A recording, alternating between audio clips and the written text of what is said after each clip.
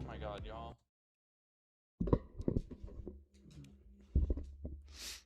We have already...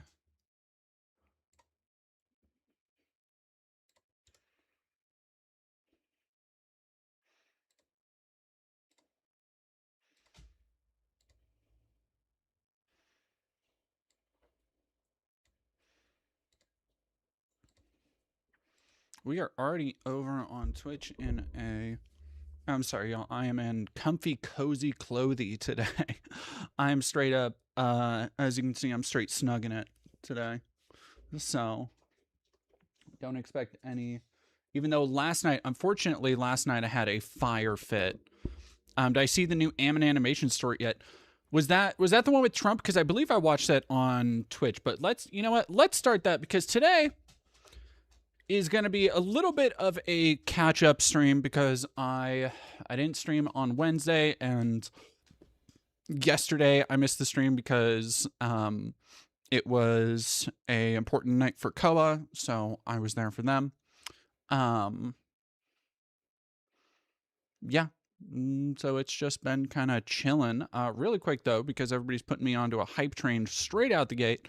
Thank you very much, Carnell, for 5 months of Prime. Thank you for gifting us up to Awesome Stella, and thank you Hammock for 25 months. God, I cannot believe I've been streaming for over 2 years like this. How do I feel about the mid-2000s scene music? I was not a scene kid. I just wasn't. Sorry. I know that's gonna break some people's heart. I just wasn't. Do hype trains do anything for me? Just like money, I guess. Hello, little dog. Okay. All right. I'm gonna give Lady some food really quick, and then we'll be right back. Because as usual, she gets hyper right as I start streaming. Yeah, you do. We'll go ahead.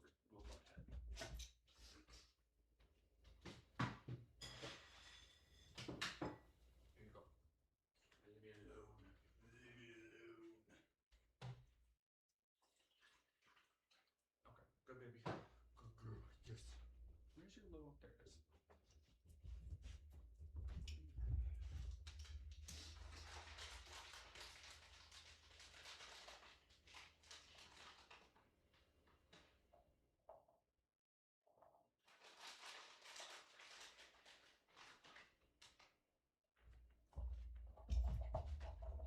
All right. There we go. Yeah, I've been... I don't know. This last week I had a little bit of a mental health break, an impromptu, let's call it mental health break. I wouldn't say I didn't have like a breakdown or anything. It was just, I think a lot of other people have been feeling it as well. Just the overwhelming weight of everything, particularly related to the Epstein files. Let me look up. I'm looking up Animation's latest thing. And the fact that it seems like nothing was being done, I think it caused a lot of people to be pretty depressed this last week, right? Like going through a lot of the shit, especially right on the back of Renee Nicole Good and Alex Preddy and everything happening with ICE. And every day you open up your phone and we see a new message that's like, oh, Iran, we're probably going to war with Iran. Oh, we've got this, that, and the other happening. Oh, like there's a measles outbreak here because of RFK Jr. There's, concentration camps being built here. Like it is a exhausting and constant grind. But I want to say, thank you, Misanthropic. I've actually seen that one before. If it's the one I'm thinking of.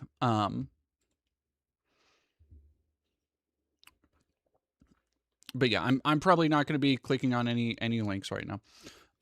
Penguin Zero. Hell yeah, Penguin Zero on which one? What did they react to? Penguin Zero. What is that? That cat has a what's his other name?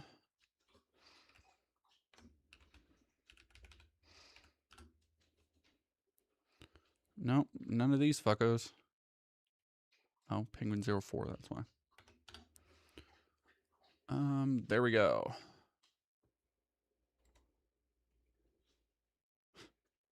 Fucking great to have 17.7 million. Like there's a I'm gonna show it on screen here really quick.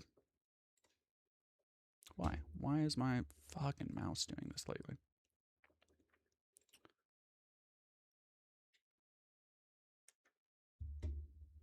All right, there we go. There's this thing that happens when you reach like, why? God damn it. Sorry, my mouse has been so annoying lately and I don't know why. I think I might have to like clean it out or something. When you you get to a certain point of market capture where you can just do whatever and it can look as shitty as possible because people are going to, you no longer need to make yourself look as professional as possible because you just have name brand recognition.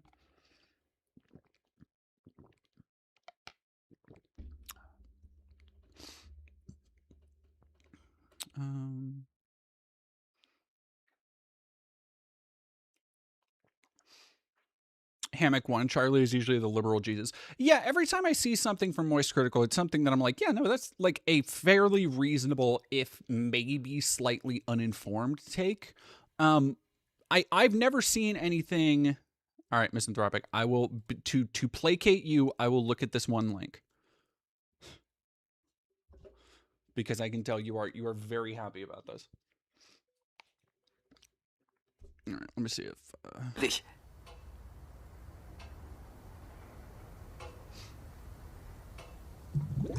Wait. Is this copyrighted? This looks like it might be copyrighted. I don't know if I can play this.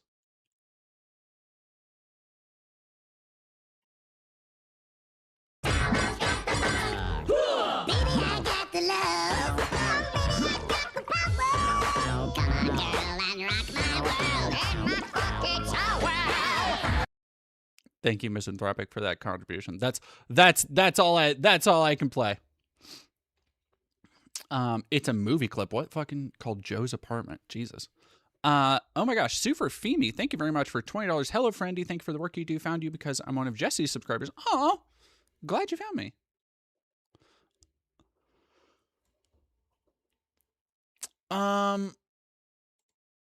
Let's go.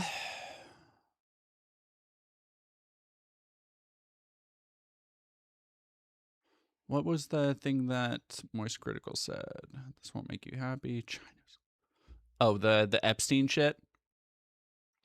Yeah, well, you know what? Let's throw that on there because the Epstein stuff has been. I wanted to give you a brief. I feel like it's been on the front of pretty much everybody's mind. Puppy Boy, hey there.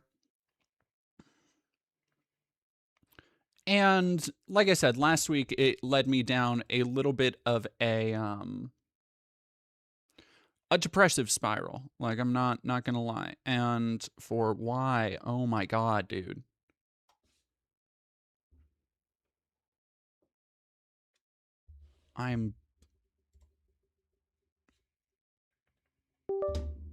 There we go. Jeez. Right, I'm trying to reset my mouse.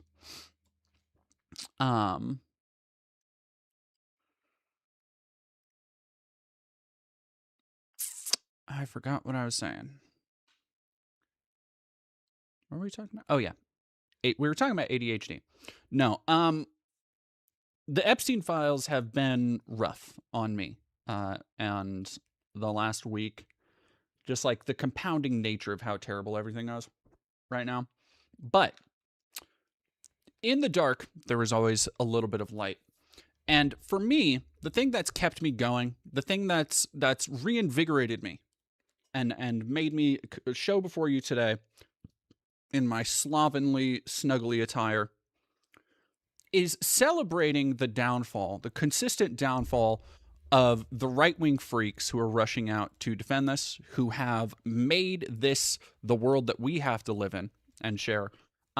Because not only are they so deeply, deeply stupid and they are tearing each other's throats out at every turn, But a lot of them are getting their just desserts, whether that's being a laughingstock for the rest of the world who have realized how thin their ideology is, how they don't really stand for anything, or just how they're total fucking idiots. So we are going to be going and looking at some people like Erica Kirk, Candace Owens, just two juggernauts of intellect on the rampage right now. That it's the Charlie Kirk shit is so fucking funny, man. They have done so much to. In hindsight, it gets a little bit more funny every day how they tried to intellectualize his legacy and tried to cement him as some kind of as an intellectual at all, as like, you know, the thinking man's political engagement and like all this bullshit. Because then every time now we are, again, not even a year out from him dying, and we are at a point now where every time somebody's on camera talking about Charlie, it's either Candace or his wife, and now his wife is also supporting Candace's ridiculous conspiracy theories. So good. So good.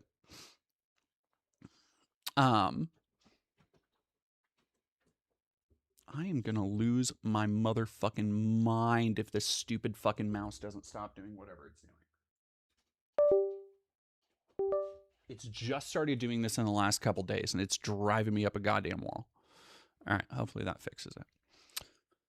Oh, no, his wife is saying, all right, so let's go into, let me see if I can find some of the Candace Owens, Charlie Kirk shit. There we go, third eye. Yep, rad.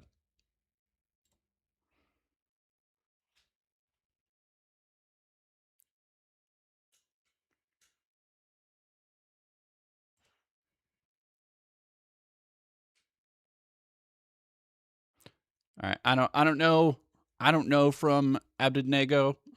Maybe he's cool. I'm hoping. I want to just get this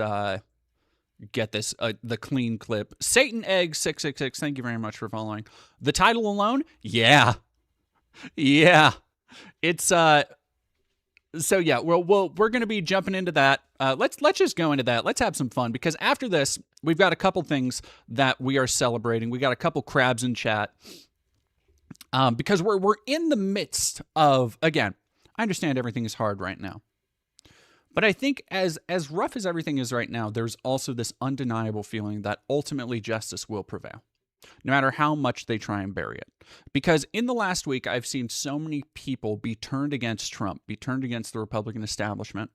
And more importantly, while it is not happening in America that people are facing culpability for their crimes and their association with Jeffrey Epstein, broadly, internationally, there are investigations being opened. There are people who have lost their positions, who have been ousted, who have been fired, who are being censored. Like, this is not the end. They want it to be buried and done. They want the victims to stop speaking out. The victims will not. And everything that is happening with the Clintons is particularly fascinating because, again, you have to put yourself in the mind, if you dare, put yourself in the mind of the average QAnoner, for example, where QAnon has spent the last 10 plus years spreading the lie that Hillary Clinton and Bill Clinton are part of a elite cabal of satanic sex traffickers who, suck out kids' adrenochrome and, the Huma Abedin frazzle drip video, all that dumb bullshit. And now we're at a point where, and again, the narrative for Q was that Trump was going to bring about the storm. All these people were going to be put in jail. It was going to be a great awakening and all that shit. And now it's literally flipped, where Bill and Hillary Clinton are saying, "Hey, let's go. Let's talk in front of everybody. Let's go talk about our connections to Epstein. I'm ready if you are, Donald. remember you and me, just Don and Bubba, just like old times." And Trump is running interference, being like, "Well, it's too bad. I liked Bill. I still like Bill. I still like Hillary. I would never say anything bad about them, obviously. So." And his Justice Department and everybody are like, no, we don't need to have public hearings about this. There's nothing to see here. We don't need public hearings. They're just trying to do it to drum up controversy. It's like, no. Bill and Hillary Clinton have literally nothing to gain from avoiding or from trying to seize the spotlight. Like they are too old, very well known, both of them, too old to be seeking election at this point, especially Hillary. After everything with Trump, like I think they've been, especially Hillary, has been so incredibly villainized to the point where I don't think they're going to seek re-election or seek any kind of office. I don't think this is like a jumping off point for them. I think this is literally just like they're old as fuck. Like you look at Bill Clinton and you're like, oh, that dude's old as shit.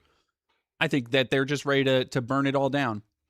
And that has given me, if nothing else, that has given me a little bit of hope that people, they got to know. They got to know something's up.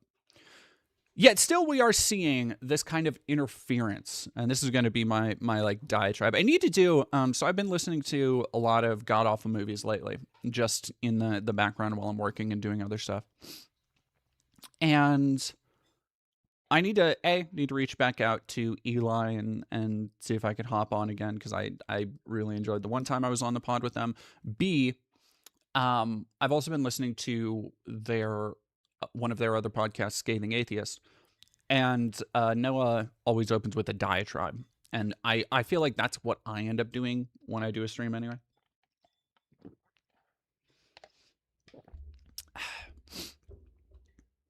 What was I saying? Oh yeah. God, I'm sorry. I'm all kinds of out of sorts today. Oh my gosh, Kareem Harper, thank you so much for $20 coffee or snacks on me.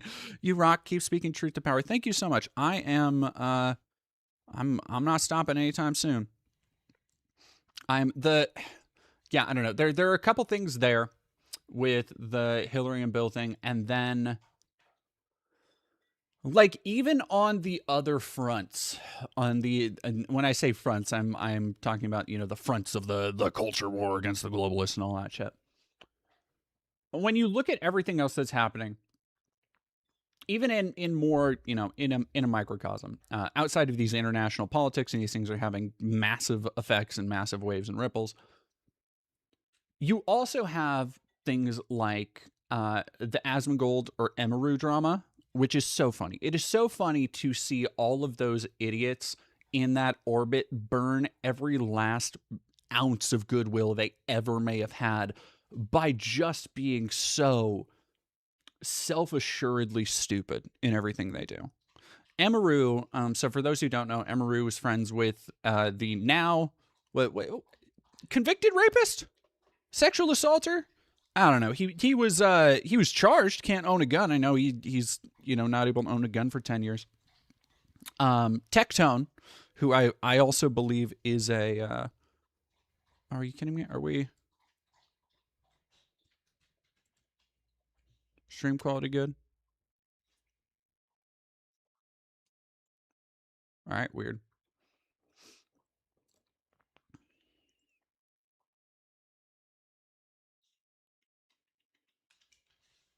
Okay, sorry, I just had a weird reconnect to the chat room thing. No, it was on my end. Tectone, piece of shit, sexual assaulter, rumored to have a micro penis. And when I say rumored, I believe that is in the court documents. Which, hey, no shame in the game for our short kings out there. Like it's not the tools you got, it's how you use it. A poor craftsman blames their tools. Let me be clear. That being said, some people deserve to be shamed over anything you can grab. Or in his case, it might be harder to grab. But then you have who is the Lakari freak? And all of these people are in Asmongold's direct orbit along with Emaru. Emaru is one of these. I put out a tweet, or I think I might have just put it in drafts because I like, if I have an idea for a tweet, and during the 5-10 minutes of the day that I'm scrolling Twitter. Well, it's been a lot more lately, just with doom scrolling. Um, Mizkif is another freak in that orbit. If I don't have the right wording, if it's not succinct enough, or if I think there's like going to be room for people to misinterpret it, I will just cut it and not save it. But one of the things I was trying to get at with Emeru is that there is this spate of these kind of e-girls, and I think Melanie Mack kind of falls into this territory, where you have this brand of e-girls who didn't really make their name over anything in particular, just kind of being pretty. I think Shu is very much in the same box, where they weren't particularly knowledgeable about anything. They didn't particularly do a lot of research. It just more became about their personality, who they were associated with, how many cameras they got on, and it was e-girl shit. And you see it with a lot of them, where they are now, for some of these people, they've been doing content, making YouTube videos, making TikToks or whatever. They've been on film for 10 plus years. And a lot of them, it's this bizarre aversion to showing any signs of aging, but it goes beyond that to where it's like they refuse to even show any signs of like maturity. Like they want to appear in this like time chamber.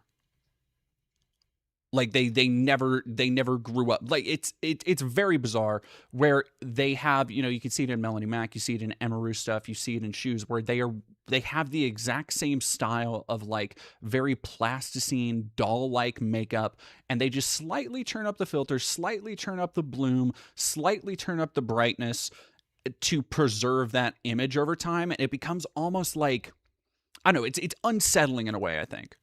Yeah.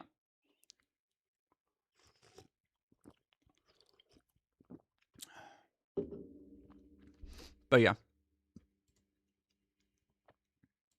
Why? There we go. Magar, thank you very much for, oh my gosh, we have a bunch of, thank you so much for everybody who's been donating. Magar, thank you very much for $5. Right wants to give a shit because it's romantic, but romanticism is gay or something, so they need pre-approved feels, but they don't give a shit. Jessica, thank you for $5. Thanks for your videos, mean a lot to people like me. Glad I found your channel. Thank you. I am glad you found it too.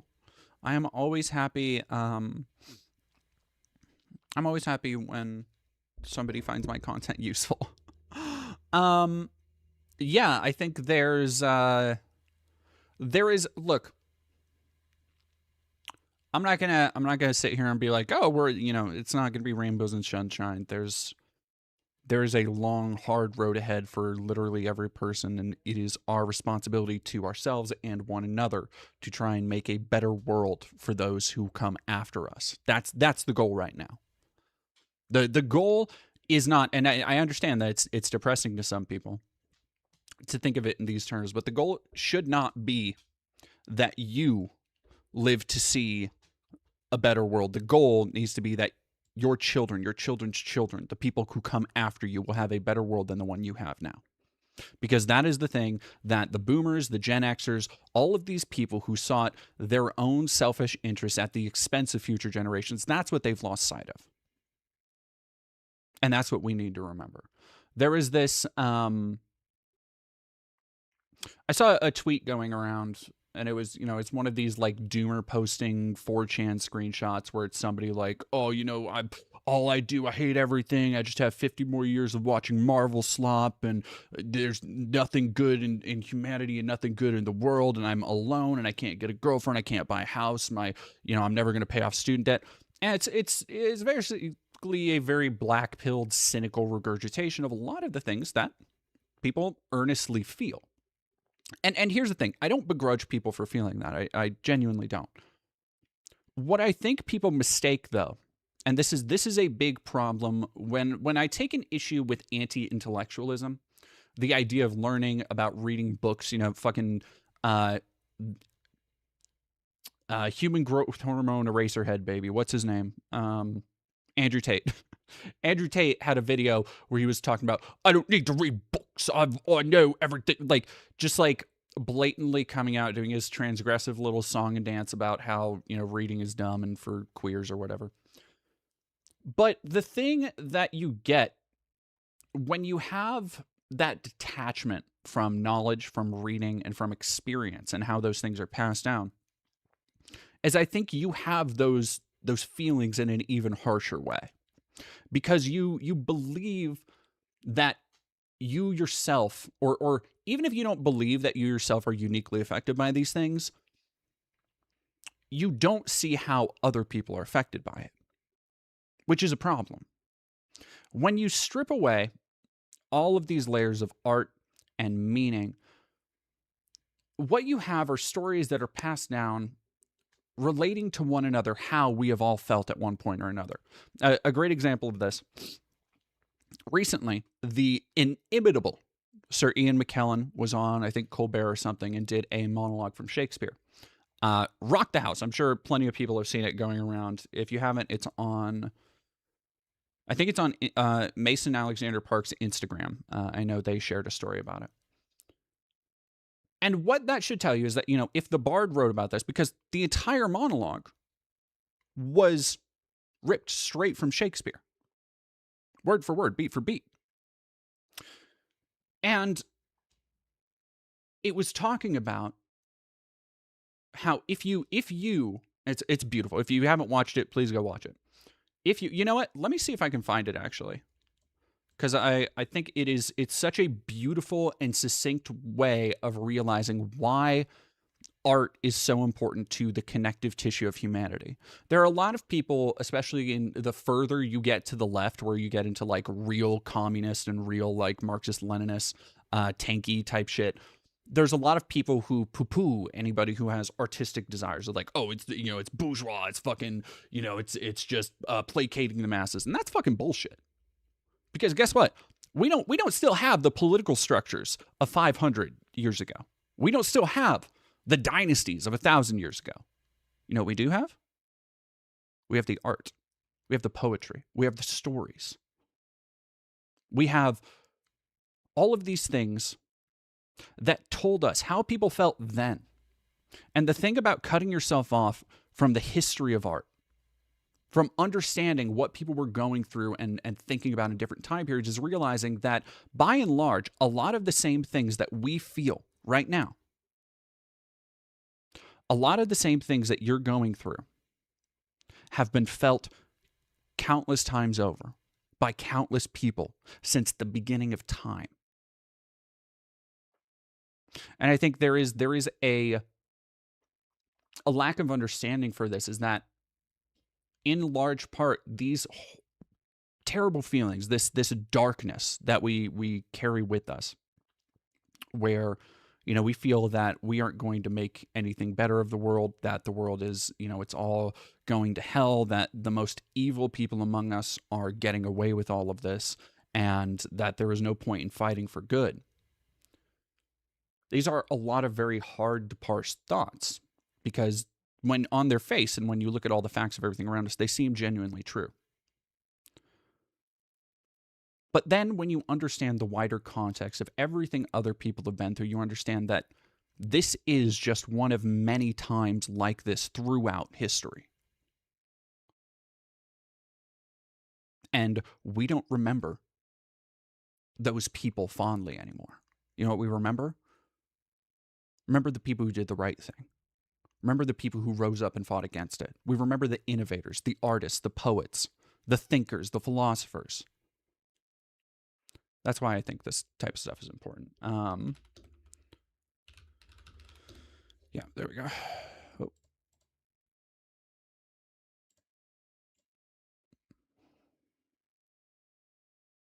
Here we go.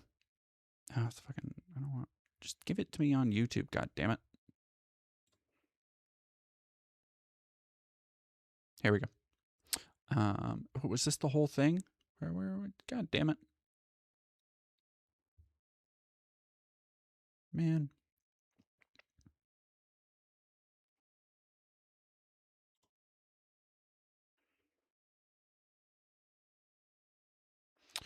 All right, I'm going to try.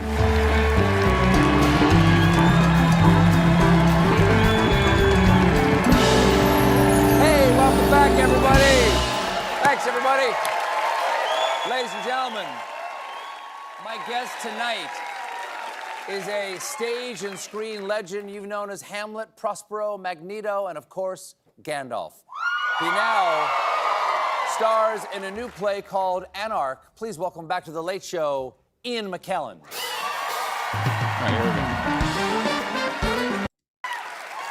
So that's fun. You get to be like the good guy and the bad guy. You got the hot side hot and the cool side cool. Now, I don't always understand the story of these movies that I'm in. Neither do I, but it doesn't really matter. But in this one, I don't think I'm spoiling anything by saying that Magneto destroys New Jersey. New Jersey. I'm sorry about that, New Jersey. Oh, wow. My fault.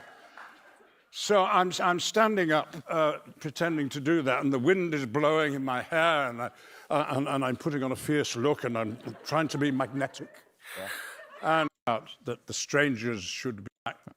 There we go. All right, we're gonna skip through this a little bit. But when I was talking about with how art tethers us and how it connects us and how these ideas have been passed down through time, that the things that you are feeling are not new and that we have always found ways to get through these things. This is a perfect example where I want you to listen to all of the words that memorize from, there is probably not a more qualified Shakespearean actor, I would say maybe on earth, than Ian McKellen right now.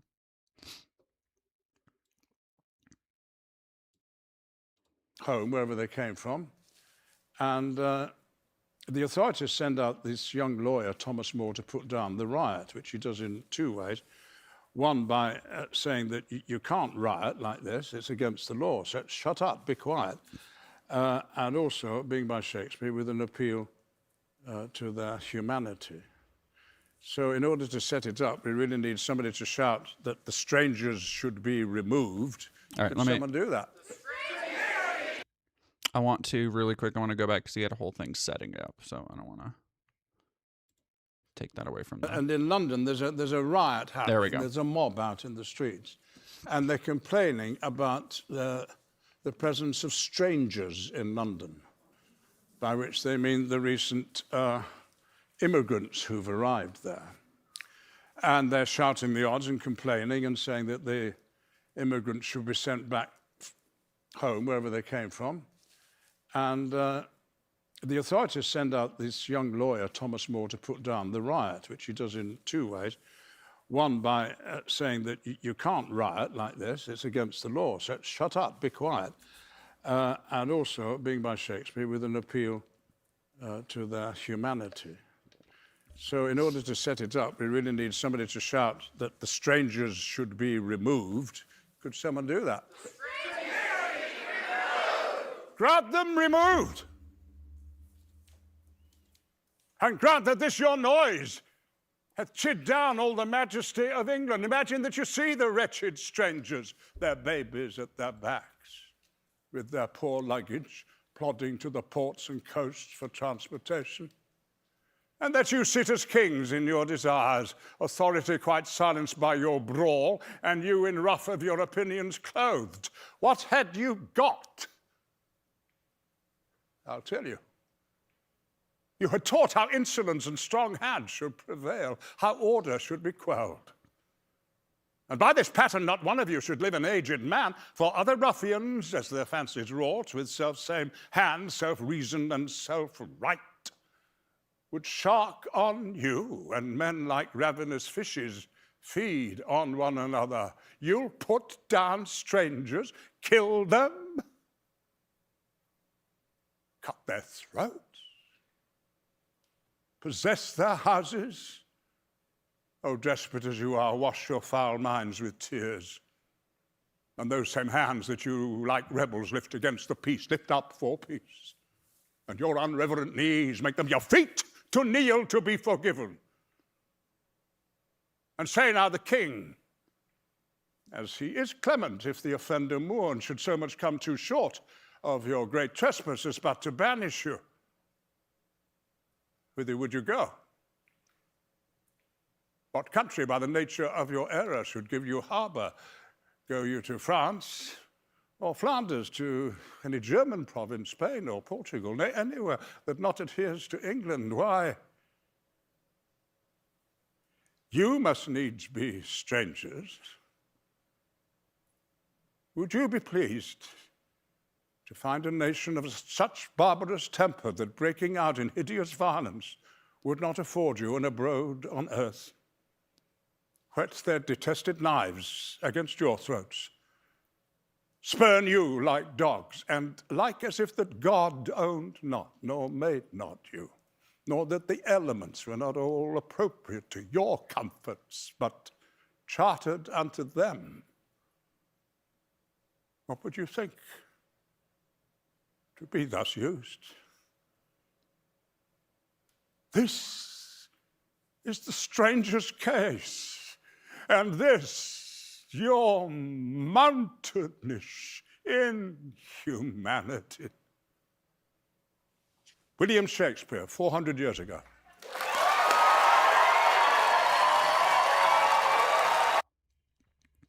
Incredible. Like, it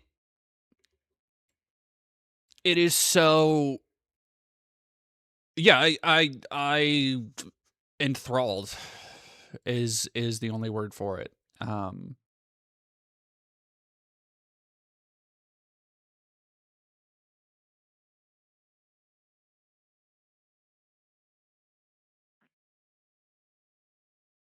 Yeah. Pick up a book today. I was talking about it, anyway, I shared it on Twitter.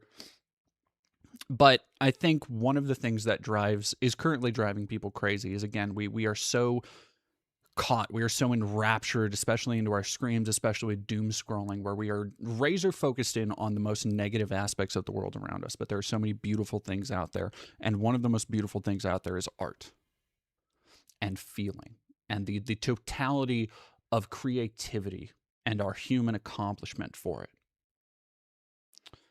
So go pick a fucking movie that you've never seen. I'm not talking about like, oh, a Marvel movie. My challenge to everybody this weekend.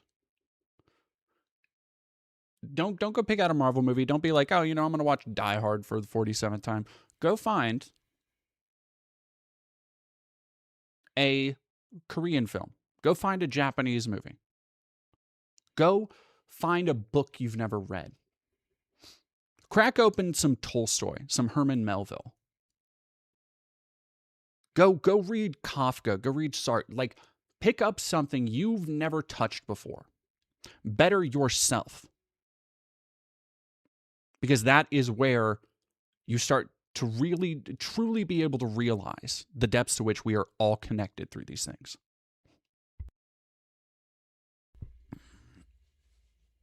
Anyway. God damn it. I don't know why this fucking mouse is doing this, but it's driving me fucking crazy. I'm going to try and fix it really quick.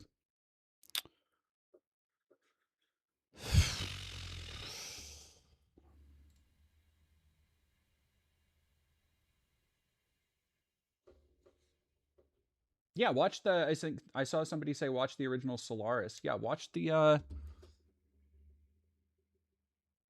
Tarkovsky Solaris. It's not.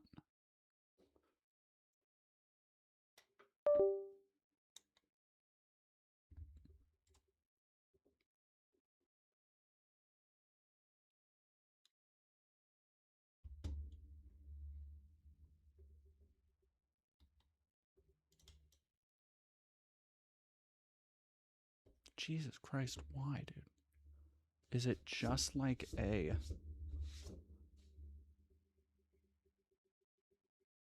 Alright, maybe I guess I gotta just keep it up there now. I don't know why. It's very annoying. Okay. Let me go really quick. Cat Franklin, thank you very much. Hi Vesper, I hope this week treated you gentler. It was a little bit rough, but thank you. Thank you for $10. In spite of our political hellscape, even heroes like you, I fully reject that term, but thank you. Deserve a break every now and then. Have a coffee on me, and thank you for everything you do. Thank you very much. That is Far too generous for me, but I appreciate it. Gina Ragnos, 7846, thank you for $10. Books are a doorway to adventure. My fucking ass. Warcorp 666. I do not know who that is. But I like that you I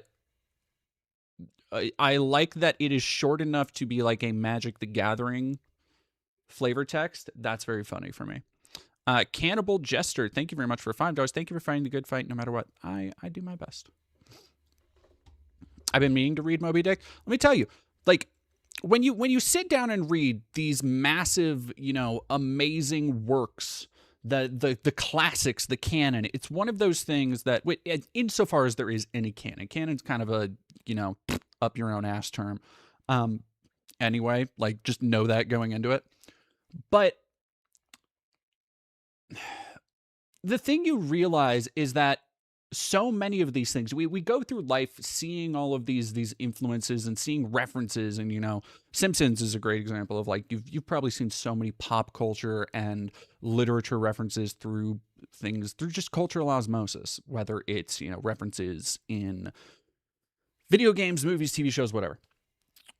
But then when you actually sit down with them, you do begin to understand and respect. You're like, oh shit, no, this is that real joint.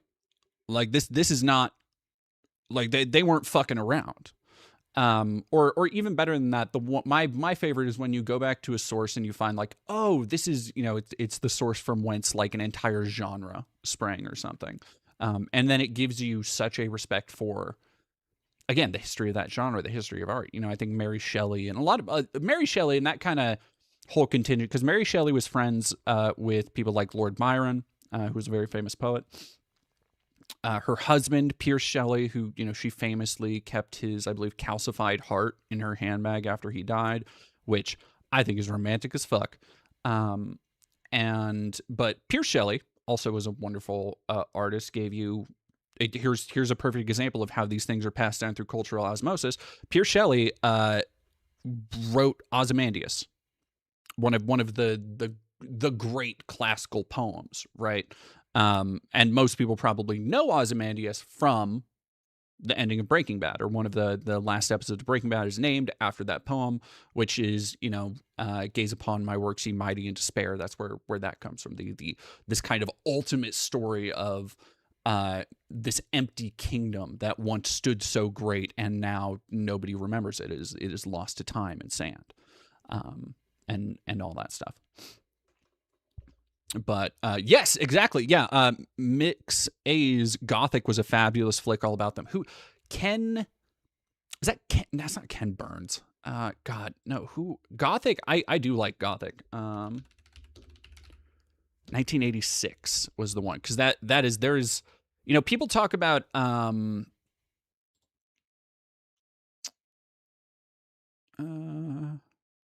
Russell. That's who it was. Ken Russell. I knew it was Ken somebody. People talk about that one Kubrick movie. What the fuck is it? The one with the amazing lighting. It's the God, it's on the tip of my fucking tongue. Barry Lyndon. That's what it is. People talk about Barry Lyndon. They'll post screen caps from it. But, like, for my money, Gothic is right up there.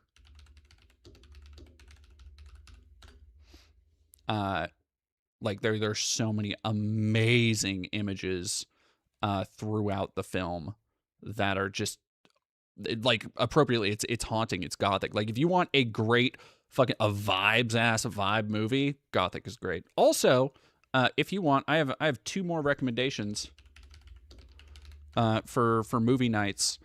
If you are in the mood for something very experimental, very different, this amazing stop motion horror fantasy I found on Tubi, of all places, Mechaniques, is so great. But yeah.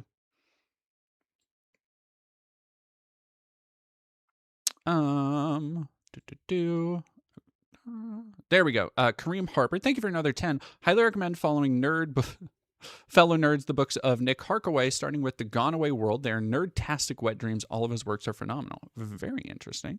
Thank you for $5. One more recommendation, The Where Tetralogy by Rudy Rucker. I'm going to try and write those down. Karen L., thank you very much for $10. Okay, this may go against the conversation, but I need to share this joy with people. Trans femme, consider looking into some smut/porn made by women. I've never felt so heard in that context in my life. Very much so. Yes.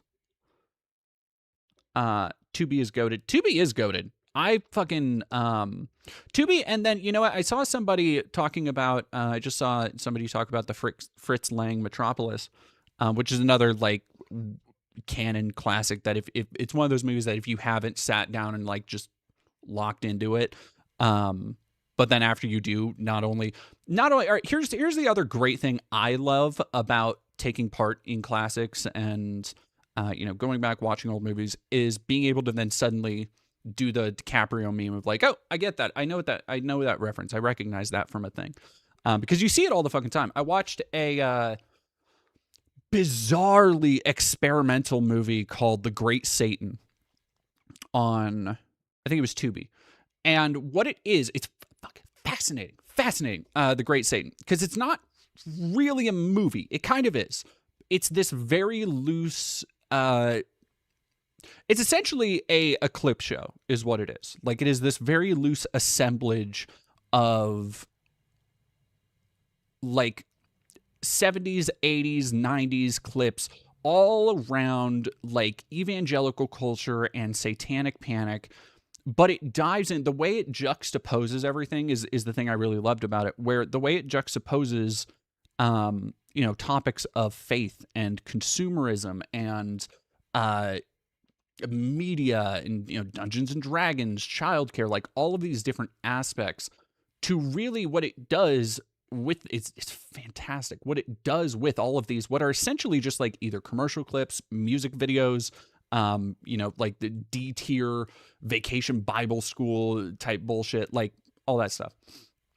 Like there's some Bible Man in there. There's some like I think there's like a Dio music video I saw. And what it does is it creates this really rich tapestry of a time and place in American culture, and how so much of it is just like how so much of Christianity is so much more fucked up than anything they accuse Satanism of being, in so many words. And so like that kind of stuff is also the things that you can find, and being able to watch that and being like, oh, I know, even though a lot of it, it's not great movies I was pointing at, because I was being like, fucking Wishmaster or whatever is on the screen, and I was like, I know that. But it was still a really cool experience. I recommend. I see people talking about Joe Dorowski. All right, here's the thing. I like Joe Dorowski quite a bit. I don't love The Holy Mountain, even though I understand why The Holy Mountain is great. Like it's all right. It's fine. I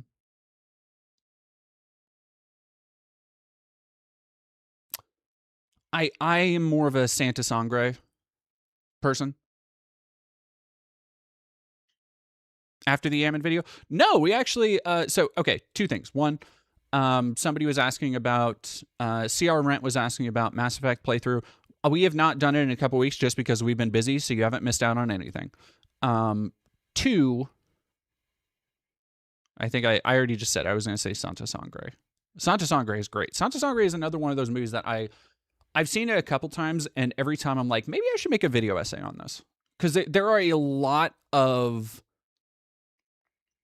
very... It's one of those things, because again, you can't...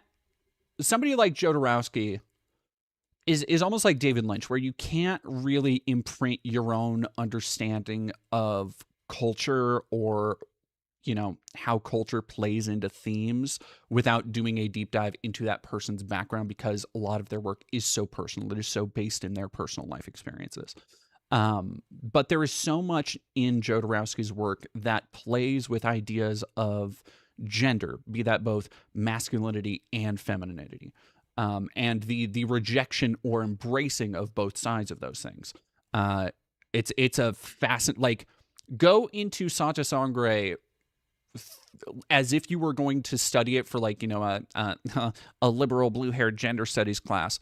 Like, go into it with that in your head, and it really is kind of a different film than if you go into it as like, oh, it's this kind of like almost, I think the on the box, when you read like a synopsis of Santa Sangre, it sounds like it might be like a Misery type movie where it's like, okay, this person is, you know, basically captured by their mom, but it is kind of this epic in a weird way, like a lot of Jodorowsky stuff is. I don't know. Jodorowsky, weird cat, weird dude. If you've ever watched Jodorowsky's Dune, the documentary that was made about the making of, or lack of making of, the Dune movie that they were gonna make, you know that he's kind of a weird dude. Anyway, sorry. Mirror X Shard, Holy Blood, which is from that movie. Clown Royale, thank you for 3 months. Always supporting you when I can, DD. I appreciate it. Dragon Cat Overload, thank you for $5. Odd Fact, the girl who leapt through time is the earliest example of a time loop that we know of. Deserves more flowers for that. I have an additional one since I've been working on the Floating Rocks essay. I went into the history of like floating shit in fiction. One of the earliest examples I could find was in Gulliver's Travels, was one of the first floating cities. So there's also that for your little thing. And CRN, thank you for becoming a member. Jodorowsky. Okay, that's my bad. That's again one of those names that I've heard but never. Oh god, yeah. If you've never seen Jodorowsky's Dune, two things are abundantly clear. And I don't particularly have a love for the Dune franchise. Like, I get it. I also think Frank Herbert and the people who I think it is very much a franchise for people who enjoy being pretentious about a franchise. Like, I think if the people were not pretentious about Dune, they would be pretentious about Lovecraft or something else. I get it. It's fucking fine. It's fine, y'all. Even the writing of it, fine. And I think like I don't want to get into a whole Dune screed because I think like the books that were written by his kid, but even the ones that were written before Frank Herbert passed, like when you see the directions that story goes in, you're like, oh dog, this is you. Whatever you had, like, man. And I know people love that. I know people love the Worm God. People love all that shit, Children of Dune, and like because it's so weird. But I look at it and I'm like, this is like it's not weird in a way that feels genuine to me. Like it's weird in a way that feels performative, in a way where it's like, I'm gonna see how fucking crazy I can do. Anyway, whatever. But if you've never seen Jodorowsky's Dune, sorry,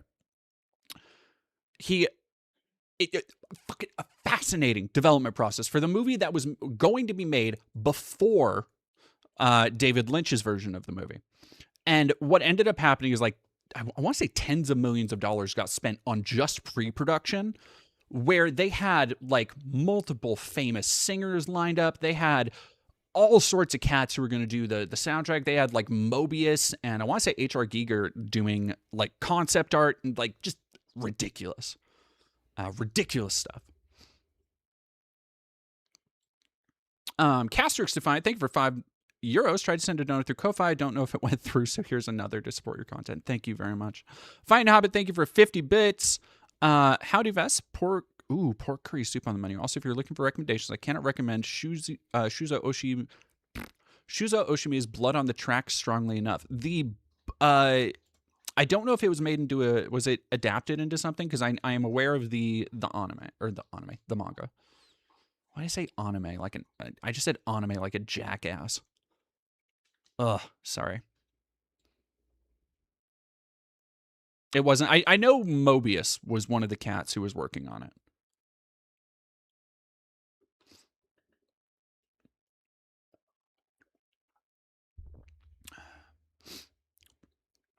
I did not. What happened in Minneapolis today with the protester arrests?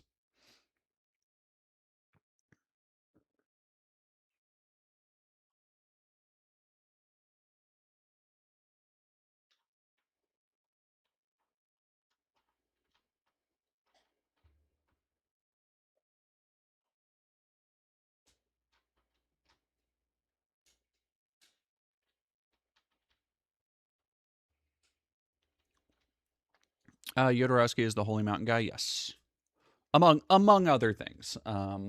Holy Mountain's probably his most famous one. I'm trying to think because I've just got Santa Sangre on the mind now, and now oh yeah. The fucking uh, not Jake Paul, Jake Lang, that dipshit.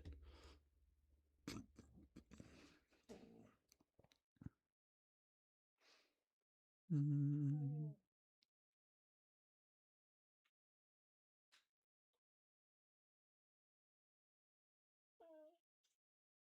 Oh, are we talking about Lovecraft? Yeah, no, Lovecraft can get fucked. Like, look, if you want to say like, oh, you know, the jihad stuff and some of the stuff in Dune is a little, like whatever.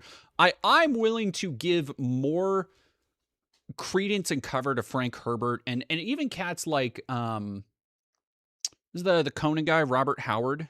Is that Conan? Over Lovecraft any day of the week. Yeah, Lovecraft I give literally nothing to. Fuck Lovecraft.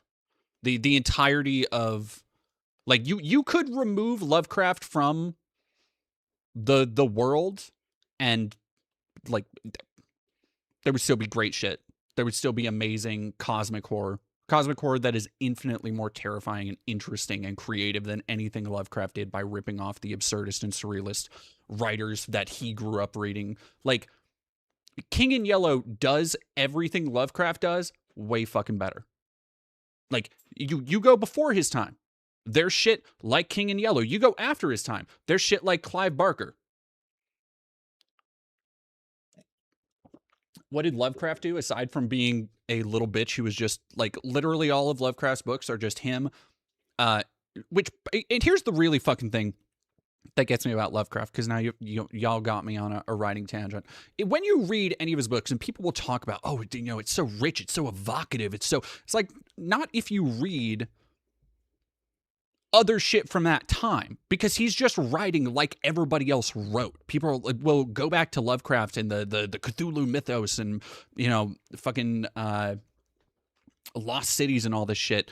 And when you go through that stuff, it's like, oh no, every story is basically the same. Every story is a first off self-insert, a very obvious self-insert of just the most skittish, bitch-ass white dudes going into a place and getting scared of their own shadow and then being like, you know, the mind can't comprehend it. It's like, fuck off, dude.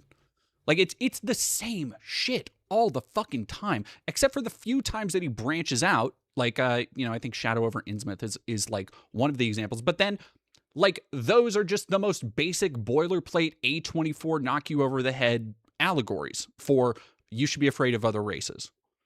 Like, yeah, fuck a Lovecraft.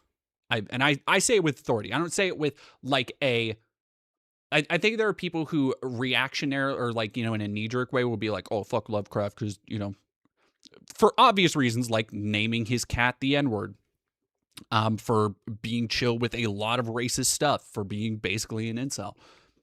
All that stuff valid, but more going for the throat. Fuck Lovecraft because he was an unoriginal and not very good writer. Um,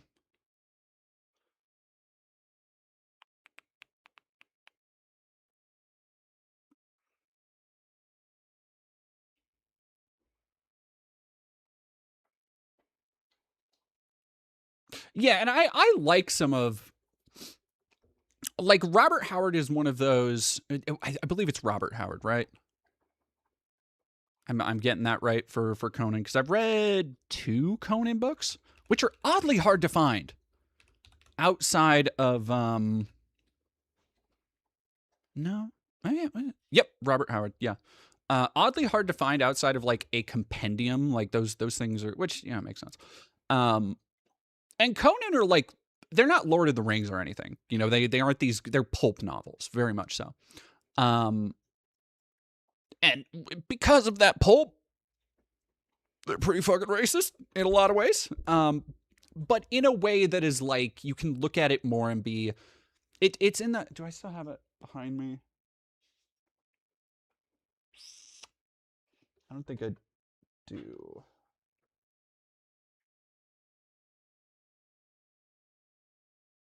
No. Um I have a copy of Candide around here somewhere by Voltaire, and Candide, another great, like, if you want a really good, it's a pretty quick read. I don't know, Candide's like 100 pages or something. Not super dense, not really hard to parse at all. I still think Candide is fucking funny as shit. A very satirical kind of absurdist text, but is one of those things where offhandedly Voltaire will write some shit about, you know, somebody being Jewish or somebody being black or, you know, predisposed to one behavior or another, and you're like, I don't know, you can't be talking that way, Voltaire, white baby. But at the same time, like, that's kind of the same category I put Robert Howard into, where it's like, it was a different time. Let's get you to bed, Grandpa. Anyway, Dreaming of Kid, thank you for $5. If anyone cares about the extended mythos, Ballad of Black Tom and Lavinia Rising and Shoggoths in Bloom are all great. Fight and Hobbit, the Beth Lovecraft adaptation will always be Welcome to Night Vale, all the cosmic horror with actual comedy. Fight me, nerd. So I've never heard Welcome to Night Vale. How much of it? Because I think David Lynch does Lovecraft. What a lot of people ascribe to Lovecraft is what I see in David Lynch's work, right?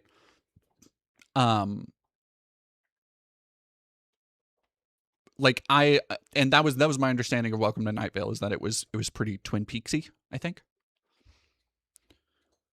Press charges against Lang. Let's fucking go, chat. Let's fucking go. Oh, I love that for you. Hell yeah. Hell yeah. Oh, they made a protest arrest for ICE?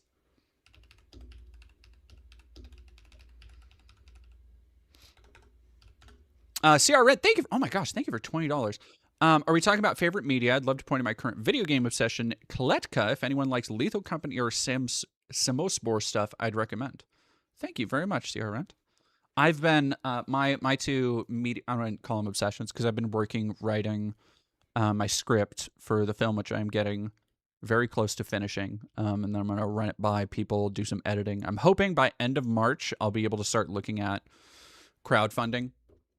And getting people, at least in handshake terms, signed on to the movie. So, well, fingers crossed. I'm not expecting it to be on the level of Chris Suckman or Markiplier, even close to those. So don't expect that by any means. But yeah, for those who don't know, I'm trying to work on it. Oh, hey, Green Day BMT. Let me get you. Inland Empire makes no sense and it's fucking wonderful. I disagree. I watched Inland Empire. It was one of the last, I think it was the last Lynch movie. For whatever reason, I just couldn't find it for the longest time. Because I have most other Lynch movies on DVD or Blu-ray. I love David Lynch, obviously. And so, like, Fire Walk with Me, I think Inland Empire is his closest to something like Fire Walk with Me, where there are through lines to it, but it takes place more inside of cognition, more inside of this, you know, what would be the Black Room, or the Black Lodge, sorry, which is basically where all of Fire Walk with Me takes place. And Inland Empire is a very similar thing, where I was watching Inland Empire, and I don't understand why, but I was really mystified about why so many people had a hard time following it. And this is not me being, you know, yes, you rubes just simply don't understand the artistry like I do. Is like, I think I don't know. I locked into some of the tangents and some of the characters and stuff. And I was like, oh no, I get this. Where it is a, like, story of somebody coming into contact with this otherworldly force and going through these kind of alternate versions of, including yourself, and also meeting other people who have gone on the same strange journey. Like, in some ways, I think it's actually kind of similar to, like, Silent Hill 2, in a way, where there is also this kind of nebulous cyclical element to it. Yeah, I love that. What were David Lynch's politics? Fix your hearts or die, I believe. Fix your hearts or die. Fighting a Hobbit, thank you for 20 bits. That blue velvet scene lives right in my head, and I reference it all the time. Don't look at me! Yeah. I never understood the again, I never understood the like the hype, the love of that scene. Of all the weird and great scenes in Blue Velvet of all fucking movies. Yeah. Anyway, sorry. I've gotten so fucking off track. Yes. So I did see Jake Lang got arrested really quick. ICE arrest at Minneapolis courthouse. Is that what we're talking about?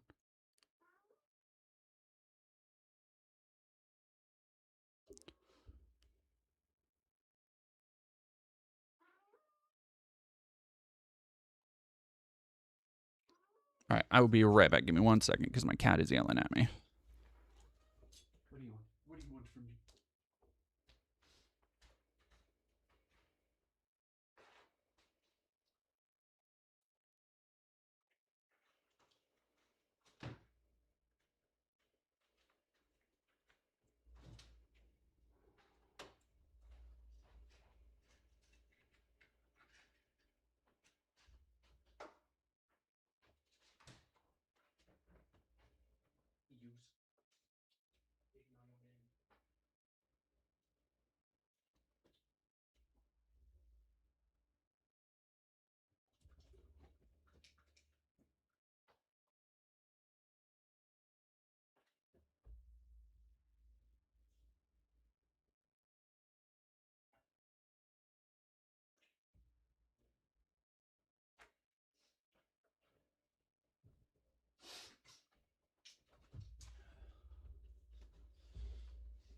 Hooah! Oh. There we go.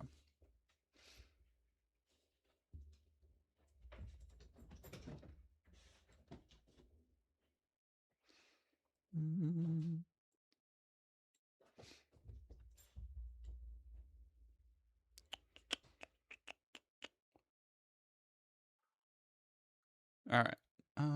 Arrested. God damn, I am so. Ugh.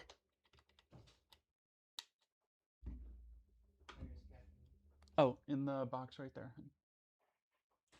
Yeah, sorry. Is not cold. Alrighty, let's go. I want to. We've put off the Charlie Kirk. Have we? Thank you, El Salve, for $5. Have you mentioned J.K. Rowling in the Epstein files yet? What do I think of it? I think J.K. Rowling is a scumfuck. Like, I think J.K. Rowling is a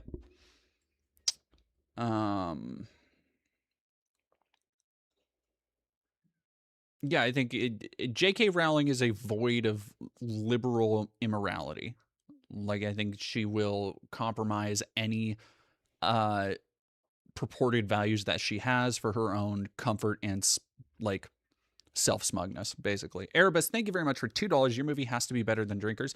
I think it will be. I'm talking to so one of the big like hooks, I guess, is gonna be relying on old school special effects. Because I've talked about Cathode, the movie, a little bit, but what I'm aiming for is it's not really an easy way to elevator pitch it, but like I guess Lynch is kind of pressing it to talk about, but it's kind of like Hellraiser 2 meets Tron with a little bit of Alan Wake 2 or Control or something like that. It's that's kind of the idea, the vague idea. But one of the things I really want to do is work with a lot of practical effects, like go really guerrilla, really old school, Sam Raimi, buckets of blood, background matte paintings, that kind of shit. And I'm talking to a kick-ass, or I've been talking to a little bit, a kick-ass concept artist who does matte paintings. So I'm really, really hoping to get in on that. Oh, are you leaving already? Or no? for to show? Damn. You want me to come kiss? You want kiss from me? Okay, I'll be right back. No, come here, you.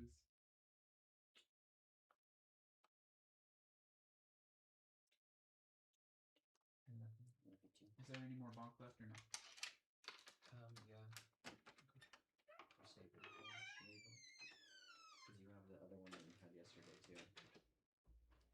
Oh yeah, I never did that one already. I love you, babe. Bye.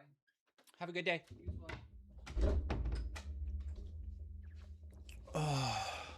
Will there be at least one? He's right behind me, isn't he? No, absolutely fucking not.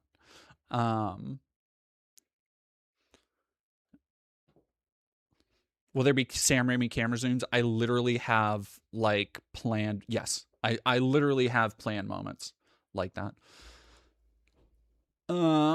Taco Face Art, thank you very much for $2. Dead Domain fans equals beautiful people. Did you hear all that? Almost 800 of you out there. You're all beautiful, all of them. But yes, let's get into this. Well, and so Raven Lantern, sorry, y'all got me because I'm talking about, I've been, like I usually do when I'm working on a project, I've been really trying to work out this script and figure everything out because I want it to really be, I think one of the reasons I have a hard time, like, describing it or elevator pitching it is because I want it to be, as my first movie, I want it to be something unique. Like I've worked very hard on making it something that is not super easy to quantify, in so that it's something that when somebody walks away from it, they will have seen at least something that they've never seen before. You know, whether that's an image, whether that's a scene, whether they walk away from something being like, damn, no matter what I thought of that, that was unique. Like that's what I am aiming for. That's what I aimed for with a lot of my writing and stuff. So I don't want to make it, I'm not doing it out of a pretension of like, yes, like nobody else is as brilliant as I am, because that's not the way I'm approaching it. What I want to do is I have designs and I have ideas for multiple films. I have concepts, I have pitches like lined up. And I want every film. I do not want to do films that are just like, oh, it's this, but with this kind of character. Oh, it's basically this. It's a heist movie, but it's this. You know, like I don't want to do that shit. I want everybody, any film I make, anything I do, I want somebody to walk away having felt like they've seen something that they've never seen before. Like, and that's it. But yeah.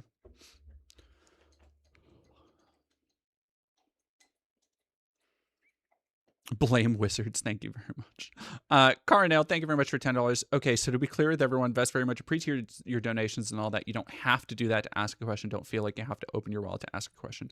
Carnell, you know that you didn't need to open your wallet to do that. Oh, it's gonna have people saying you need to have some sexy scenes. I'm not gonna be in it. I can't say who will yet. I've talked to some people about it already. But you know, nothing is written down, so I'm not gonna like tease any of that shit in case it doesn't come to pass.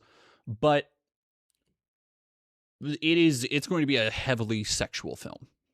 Heavily sexual film.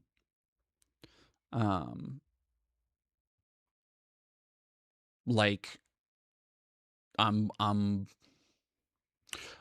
looking at a lot of, because, you know, again, you have these kind of recent successes of Markiplier, and to a lesser extent, though, you know, to me, no less impressive is Shelby Pines from Chris Stuckman. Like, just making a movie is a fucking massive undertaking. So all praise to anybody there. But I am looking more very specifically at a lot of the more transgressive and queer art that has come out in recent years. I saw somebody mention Vera Drew, who made The People's Joker. Vera Drew is one of the artists I'm definitely taking some inspiration from in the approach, not necessarily in the style, but in the approach to filmmaking and in the approach to content. And then another one I'm looking at is the Castration movie series. So there are a lot of like more artistic and artsy things that I'm looking at to just try and just for inspiration, I guess.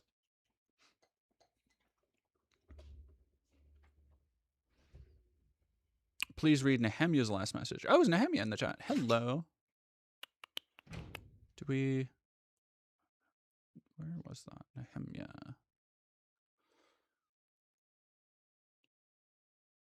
I do not see Nehemiah on here.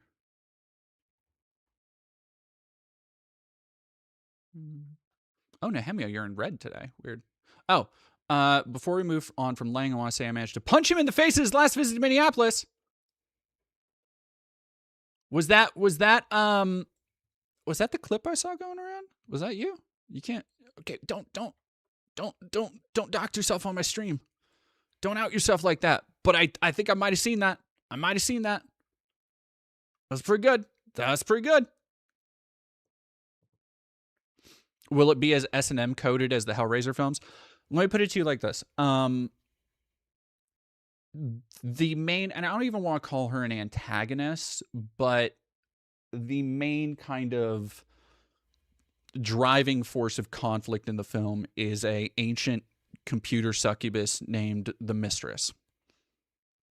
So kind of take from that what you will. Which already sounds like very Cenobite-y, I think, but there is more. There is a lot more there, as far as the thematic underpinning than simply these kind of seekers of pleasure at the outlying of reality and that kind of stuff. Aw. Pongled Woman, love you, dead to me. Been on E for 2 months, never been happier. Congratulations. What is this movie called again? The movie will be called Cathode.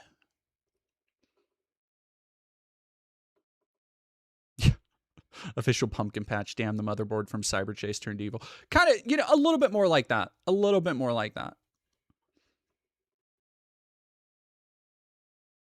Oh, it's very, yeah. Love I there, XXI, low-key 90s coded. Yeah, it's one of the things I want to do. And again, in this kind of, I don't want it to be sorry, I'm just talking about my fucking movie now. Whatever. I don't want it to be like, I think a lot of people, when they make, okay, I'm going to make a movie in the style of an 80s slasher. I'm going to make a movie in the style of, 70s kind of sci-fi or 60s sci-fi. A lot of people get hung up on the camp and the kish, which is not what I'm doing.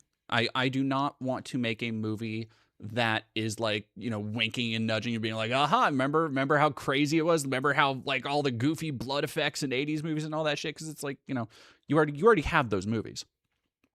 And so it is more a melding of a lot of the techniques, and this, what I'm hoping will be a melding of a lot of the techniques and special effects from across those eras. So from the 60s, 70s, 80s, and 90s, where you had a lot of emphasis on this pre-computer or very early computer era of special effects, but a lot of stuff like how lightning used to be like hand drawn onto frames and shit, or like lightning effects, and Big Trouble in Little China is a great fucking example of that.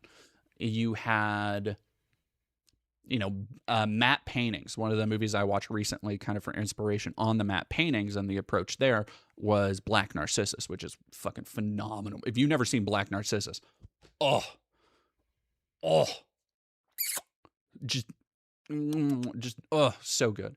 But it is that kind of like, it's this middle ground where we don't, it's kind of like Technicolor. Like, we don't have the technology to make films in Technicolor anymore, but you can do your best to emulate it. There was a movie that came out, let's say over a decade ago, called The Love Witch, that is like, just looks fucking just like a beautiful, gorgeous film. If you've never seen The Love Witch, that's a looker of a movie. But yeah, anyway, that's about my movie that I'm hoping by the end of March we'll be able to start talking a little bit more about.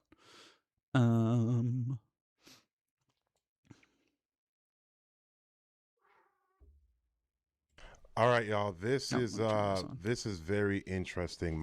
What is Nick Fuentes crash out referring to? Oh boy.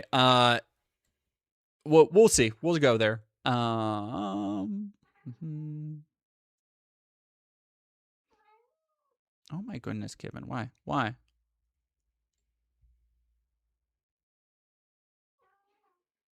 AMA Gaming, thank you very much. Oh, congrats, Blue Witch. Chosen as the local personality to make a film for the Seattle Queer Film Fest. Had to draw a word from a hat. They gave us a Super 8 camera and one roll of film. That fucking sounds rad.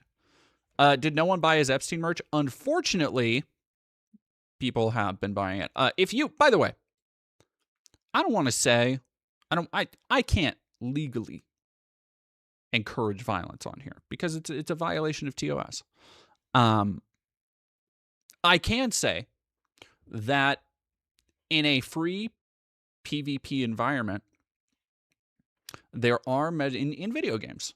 For example, when you see somebody who is an obvious threat to people around them, there are measures you can and should take to preserve the safety of other people. And let me say that I think in a video game, in Minecraft, if you see somebody with the Nick Fuentes pedophile jersey, you owe it to everybody to act like PvP is turned on. That's all I gotta say. Oh, okay. Yeah, let's see if we can just find this really quick.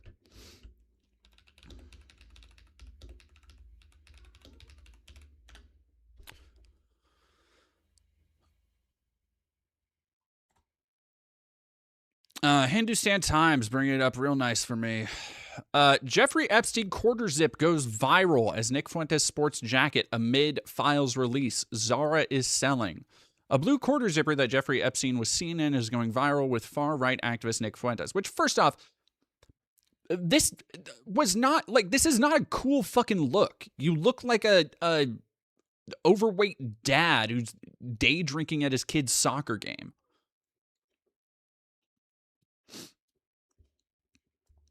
Hey, Phoenix. Oh my gosh, cat. All right, I'm gonna go feed Miss a little bit more. I'll be right back.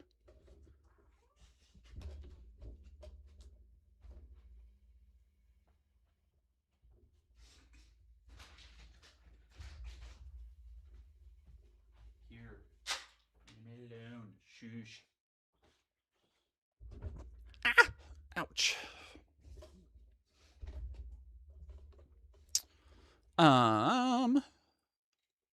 Few seconds ago. Phoenix, thank you very much for subbing with Prime.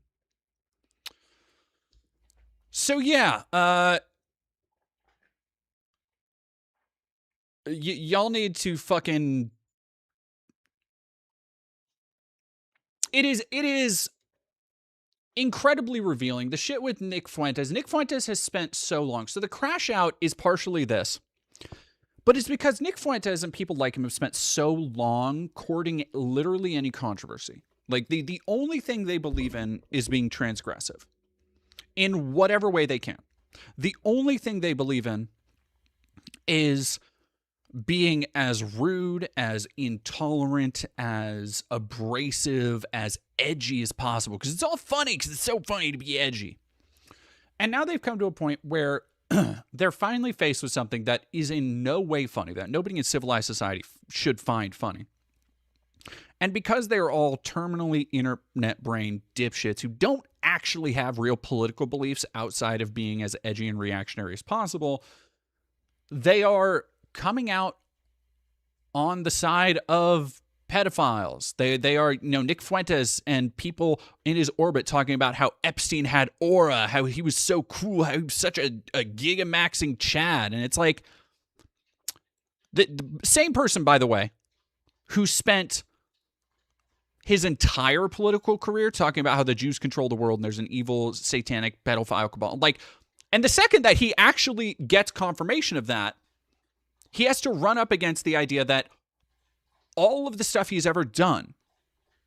Hey, stop. Sorry, ladies. You're gonna make yourself. Yeah, you're gonna make yourself yak drinking water like that. I know you, dingus. She's looking at me like, no, not me. I would never do that. Jake GB, thank you very much for $10. You should make a political satire slapstick comedy about a very stupid and fat ice goons under Trump called Special Agents. That sounds like Delta Farce with the famous the mid 2000s comedy classic Delta Farce starring Larry the Cable Guy, I think. Was my goat Keith David in that? I remember Keith David yelling Fallujah, Iraq at Larry the Cable Guy. That's literally all I remember of that. Yeah, it's like, I need people to understand it's because they don't believe in anything. And Nick is floundering. That is what we're seeing here. Nick is floundering because he is stuck between a aging group of dipshits that he's courted who, worship him as this kind of incel dweeb god. And as it all happens, when these people get a little bit older, it just keeps getting a little bit more sad. Year after year, it is always a little bit more sad to see people. You know what they are? They're becoming the kids who hang around college, or probably more with the saying Epstein had aura. These are more the motherfuckers who just hang around high school, Like, it's because that is the place that they were the coolest. They were just like, yeah, no, I used to. It's like nobody fucking cares anymore at a certain point. We're getting to that point where all of their shit, all of the edgy stuff they say is just fucking embarrassing. Like when I watched that video of them bumping the Kanye song in the Miami club, and the next day Myron Gaines is going out and he's doing Sieg Heil salutes and being like, yeah, I'm doubling down, and putting on a KKK hood and shit. It's just like what are you doing here? Like, it's just fucking embarrassing. It's not even a matter of, because they'll talk about how, we're pushing the Overton window and we're, like, we rule and all this shit. And it's like, they have no political power. They have no political locomotion. And they know that. Like, that's the other thing. People like Nick Fuentes, people like Myron Gaines, Andrew Tate, that whole cabal of dipshits, they have no political capital. And what's worse is that their side, broadly, public sentiment is swinging back against. The mainstream of America do not give a fuck that Nick Fuentes had some minor criticisms of Trump, because they look at Nick Fuentes in totality. And most people look at him as this weird, disgusting little fucking freak. That's true. And I think after so long of being in these echo chambers and just interacting with other like-minded dipshits, they're starting to realize that, oh, we aren't actually in control here. We don't have this power. Even we've done the most wild shit possible, short of like actual wild terrorist acts or something, and just kind of nobody gives a fuck. And I think that is genuinely leading Nick to crash out, because he has expended, like, you're talking about somebody who expended his entire youth chasing after this non-existent political ideology that he wanted to sow in America, of a more radical conservatism, of a anti-Semitism and all this stuff. And at the end of the day, it's just a bunch of online LARPers and tradcath dipshits who are also, this was the thing, going back to the video of them talking in the club in Miami. When you watch them, it's just fucking sad. Like, you're looking at these people who are, because they're, all about toxic masculinity and taking care of yourself as gay, even though, as I guarantee half of them are closeted, if not all of them. And you watch them try and struggle through what they see as regular human interactions and like partying and what they think it looks like when people go out and have a good time. And every one of them looks miserable. Every one of them looks pissed off at each other. Like, they can't stand themselves, let alone the person next to them. And it's just fucking sad, because you're looking at these people and they're getting older. Like, that's the thing that really gets me, is that Nick Fuentes is looking rough. I don't want to, like, I know we poke fun at people's looks here a little bit, but Nick Fuentes is he's hitting that twink death wall hard. He's going through it. You'll notice he's had this kind of shitty stubble beard lately. And like he's getting bags under his eyes, and every time I see him, I'm like, he's aged like 5 more years. It's fucking crazy. And it's like, you know, he still resorts to shit like this to keep his name relevant. Like this is, think about that. This is what he has to contribute to society for people to say his name.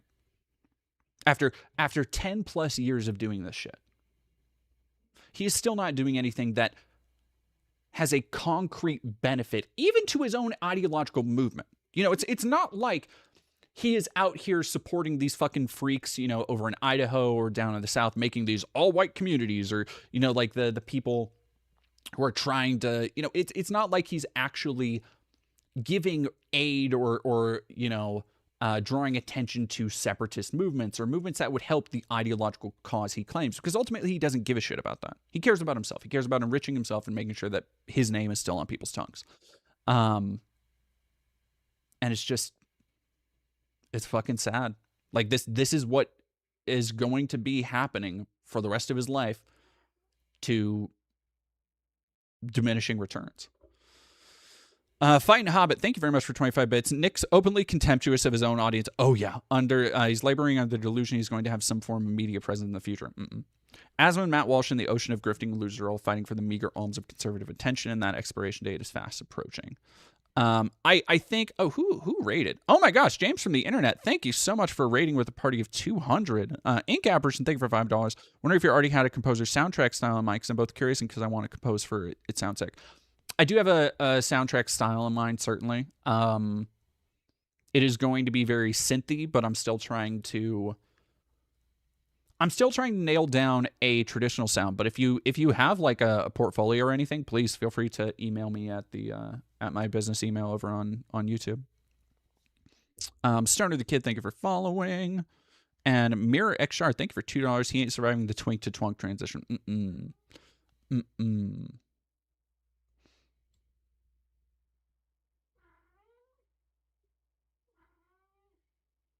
No, and I've never I don't know. I've never saw Nick Fuentes as a twink. I've never thought, yeah. Like I always thought he was kind of.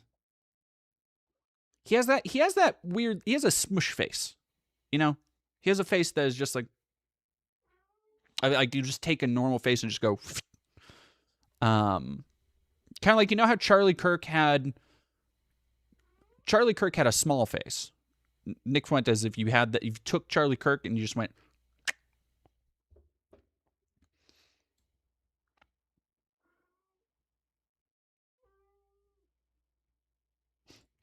he did, yeah, the Catboy thing. I mean, the Catboy was the twink, not him. But yeah, it's been an open secret. So was it Jake Shields? Which again, one of the things you need to understand as the right wing is breaking apart and everybody's at each other's throats, you need to be careful who you do or do not hand it to, right? Jake Shields is one person that I've seen people going around who probably don't know who he is, who probably are just, you know, they'll see him talking about Epstein or they'll see him talking about elites and cover-ups and all this stuff and be like, yeah, no, he's right. Please do your research before retweeting people. I've seen people I know in good faith fucking retweeting Jake fucking Shields, who is a open white supremacist Nazi dickhead, who is out here talking about how Nick is gay. I don't really care if he is or not. Year and eggplant. Keep Kirk's name out of your mouth. You probably celebrated his death. Oh, buddy, you're gonna hate this. By the way, if anybody don't ban Yara yet over on YouTube. I want to talk about this. I'm not going to argue with a room full of brick walls. See, well, that's the problem. Hey, buddy. Is that what Charlie would have wanted? Because from what I've heard, Charlie would have wanted you to argue with a brick wall. Oh my God, can y'all hear this fucking cat right now?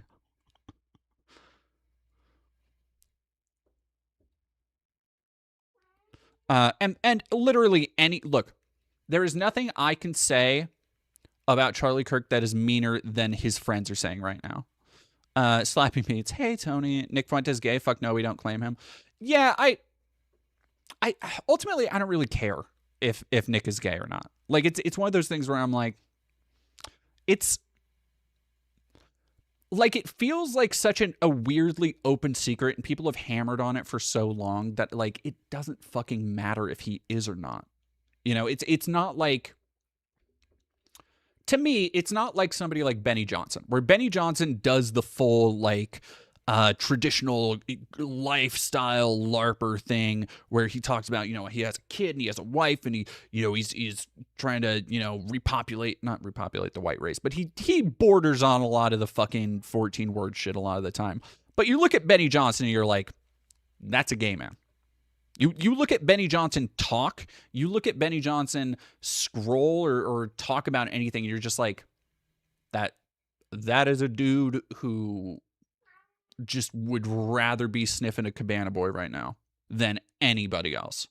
Like, where Nick, I genuinely think Nick might just be asexual or something. Like, I think he's just a weird little rage gremlin more than anything else.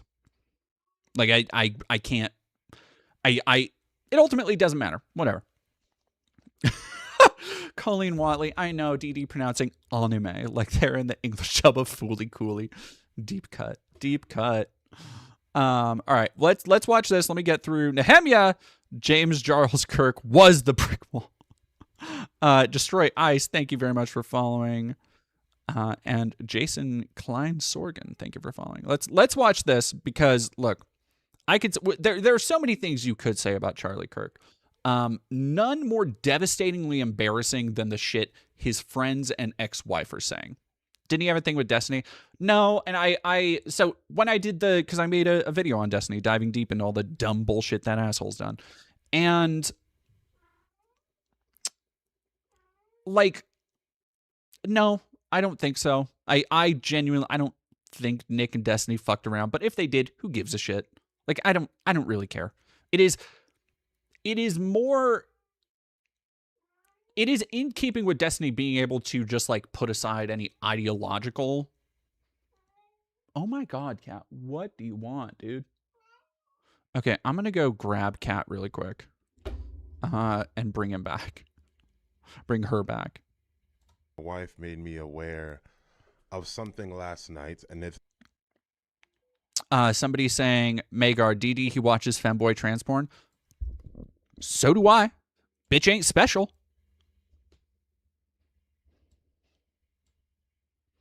Yeah, like, what does it matter if he's gay? Am I supposed to feel bad now?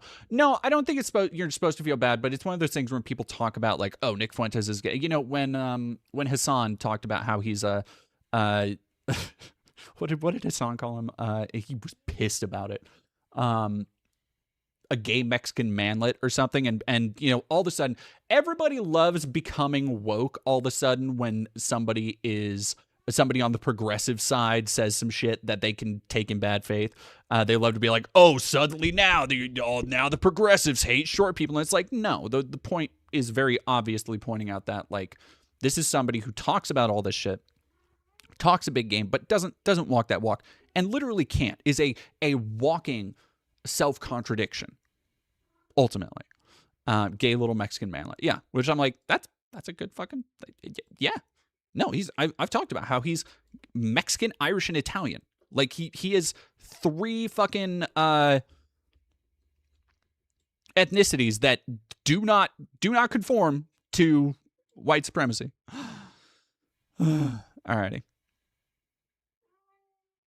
this is going to be a shorter stream, but I just wanted to address this. We know Candace Owens has been on a tear when it comes to Eric Kirk and everything that happened to Charlie Kirk, right? And this whole thing has been interesting, but the focal point here is not necessarily, the controversy that she has with Erica Kirk, or trying to find out what truly happened with Charlie, but it's some of the things that Candace said, that I believe we all should pay attention to.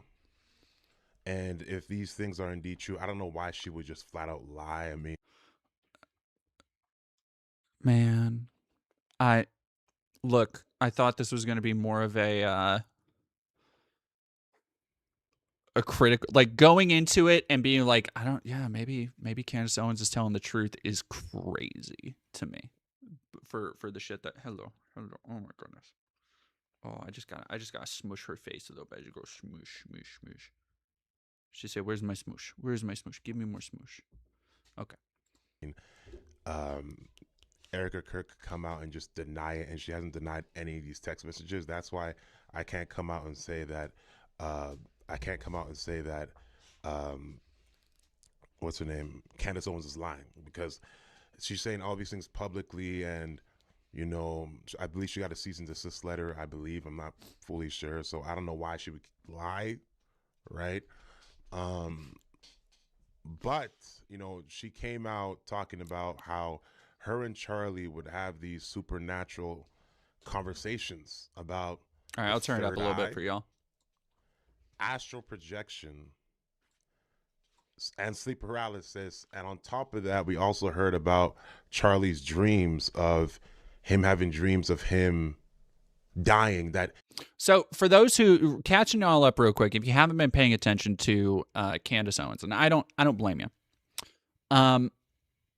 Candace Owens has been on a tear, stepping closer and closer to conspiracies about Charlie Kirk being some sort of superhuman, whether that is a psychic mutant, government test subjects, like something in there. And yeah, that's just it seems like, as we're going to see soon, it seems like Erica Kirk is playing along with some of those things, or is at least confirming some of the bad shit that Candace is saying. Goddamn. Hello. Oh my goodness, you are the most fucking snuggly cat in the world right now. I can't believe this animal. I love you so much, baby. I love you. Yes, I do. Yes, I do. All right, we're gonna pump this up a little bit though, because he's going pretty slow.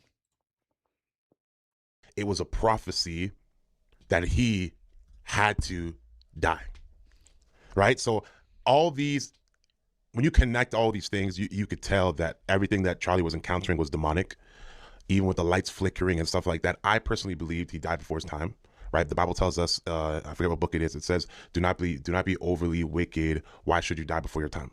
All right. That's what the Bible says. But we're going to get into this.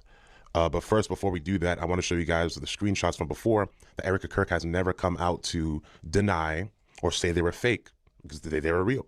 And we read these and it says, Kanye, you are going to be the Iron Lady of America. I see it so clearly. I might be Moses, though. I might not see this whole thing through. Laugh my off. If that is the case, be my David. Dude, you don't even realize your power yet.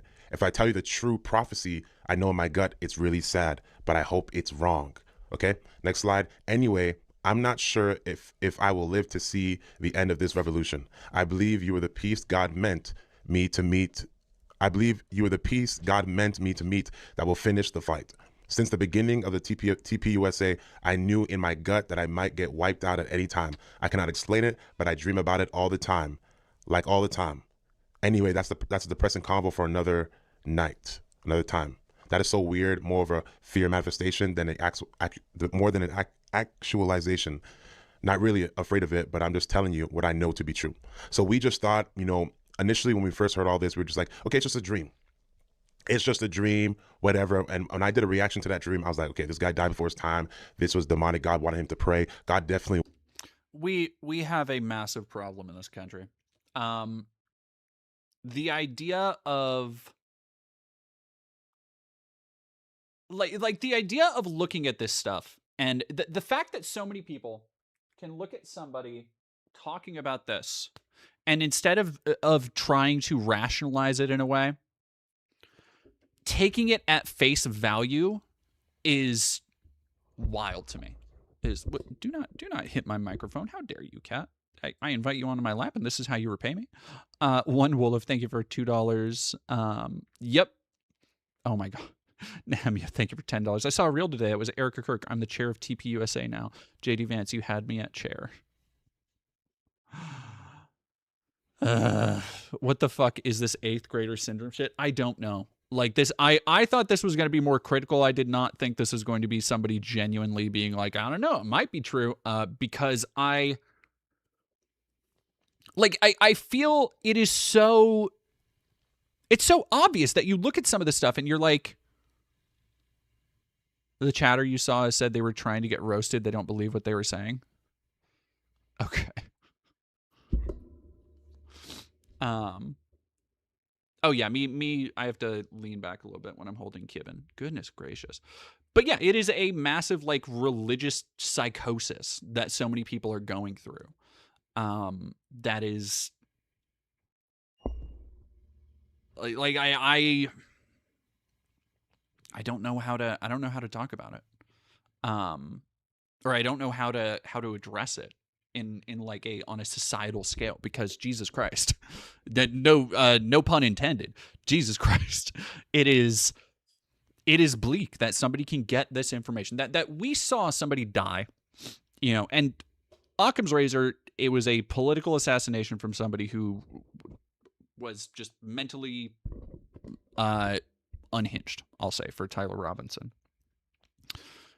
Like a lot of other, and I've been talking about this for years. I talked about this with Justin Moan. I talked about this with all of the other kind of examples of political violence, politically driven violence that we've seen, where people don't really have a cogent or coherent worldview or identity, right? Like, it's not like Tyler Robinson was out here, sporting the Marxist-Leninist manifesto and was like, I'll get you, fascist, even though he had the Bella Ciao and all that shit.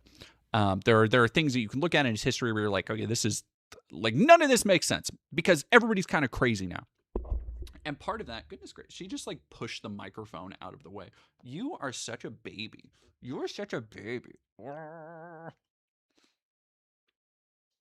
Just to be here, 409. What do you mean about that? What do you mean by that? What do you mean you have dreams of meeting Angela White, looking forward to meeting her? Unless, are you going to a con or something? Angela genuinely seems like a nice person, though. I have heard Angela is a nice person. Yeah, Blue Vixen, this is a tortitude if you've ever seen it. Big fan, not gonna lie. I mean, hey, with Angela, it's hard not to be a big fan. You know what I'm saying? Yeah, come on, up high. That's fine.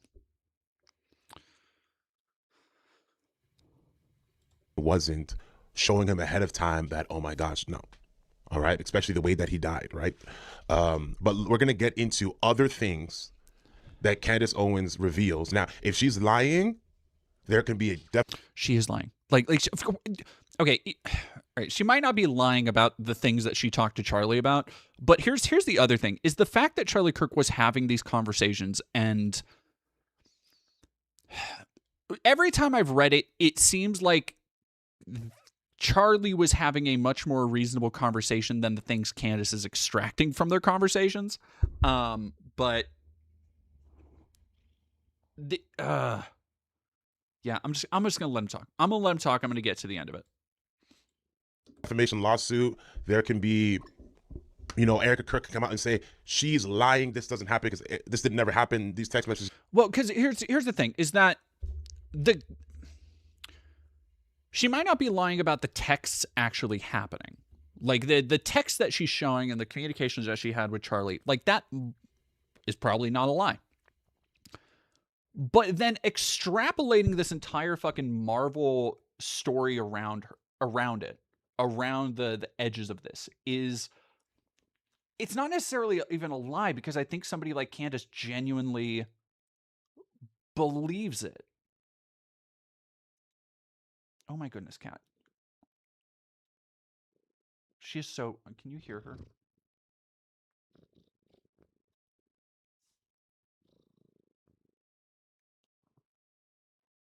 Can you hear her purr?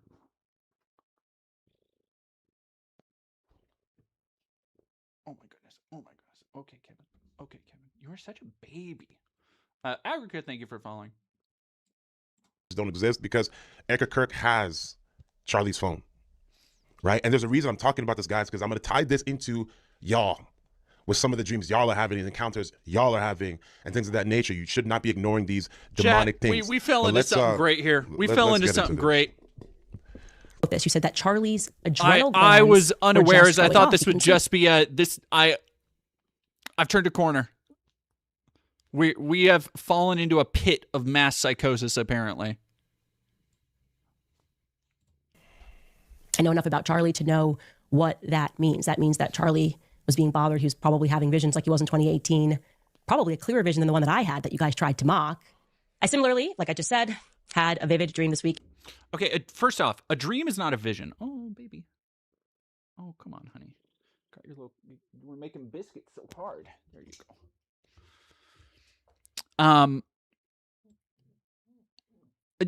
A dream is not a vision, chat. Like, I feel like this is stolen vision valor from people who, in the past tense, were, more likely than not, mentally unwell. I think Joan of Arc is a really famous example of somebody who historians have looked back on and been like, oh no, she was probably suffering from this, that, and the other.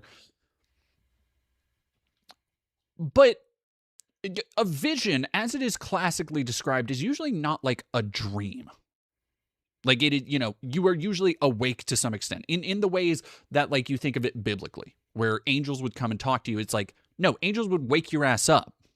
They didn't appear to you. Maybe they appeared to you while you were sleeping, and I think people confused those for dreams at the time, or confused dreams for being real at the time, if indeed that is true. And that's a whole thing with the biblical history of literacy, the history of biblical literacy.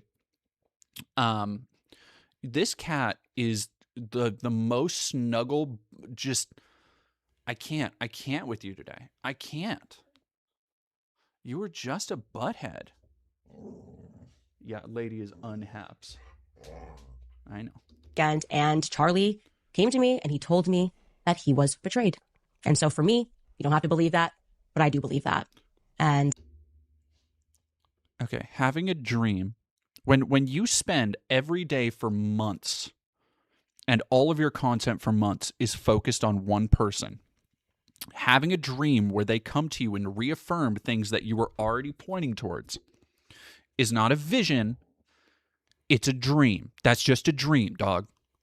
Darkan, thank you very much for 20. She had a Drizzian, obviously. Nehemia, thank you very much for 5 hours. Breaking news, it is confirmed we are Charlie Kirk. Fighting Hobbit, thank you for 25 bits. Candace Owens, the next Oracle of Delphi. Oh, God. Like, one of the things I've looked into... Hey there, Use. Hey, Use.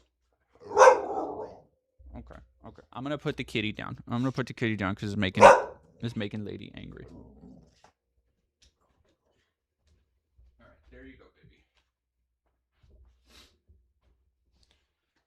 Snuggleophagus. Come here. Yeah, I had a weird dream, like, vaguely the other night. Like, having weird dreams. One of the things, so in the Floating Rocks video I did, or the video I'm working on right now, the one where I interviewed America McGee, as with all things, I do the fucking video essayist thing. I go through the history of shit, and I talk about the history of dreams and the study of dreams in the past. And I go through, like, one of the oldest dream manuals was from this village that people have, archaeologists have found, what they believe was from the El Medina village in Egypt.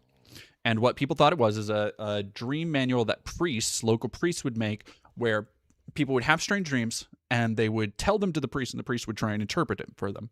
Which really, when you look at it, isn't so much different than, like, 1,000 years later, you had cats like Aristotle doing treatises on dreams and what dreams might mean. And, from Aristotle, you start getting into ideas about lucid dreaming, where they begin to understand that the things around you, the things that are in the room that are happening around you, can impact and influence your dreams. And then, to a certain extent, you can even exert control over it, right? And then, of course, you have, fast forward hundreds of years later, you've got Sigmund Freud. And that is the basis of a lot of the dream theory and stuff that we have today and the study of dreams. Dreams are incredibly hard to study because of how widely they vary, but there has been a lot of iteration and a lot of things passed down over time that help us understand why we have them, even if nobody is able to fully like agree on why. Especially between psychiatrists, psychologists, science, biologists. Like there's a lot of different ideas for why we dream. But overall, people kind of tend to agree that it's has to do with the things that influence us day to day and the things that influence us during sleep, right? And I that's the way I kind of envision dreams, is that it is a way for us to process, compartmentalize, and in some ways de-stress, in some ways address things that we might not be able to in our conscious waking time. It is the subconscious coming to the forefront and all that shit. Okay. Well, Andromeda. So interesting thing there.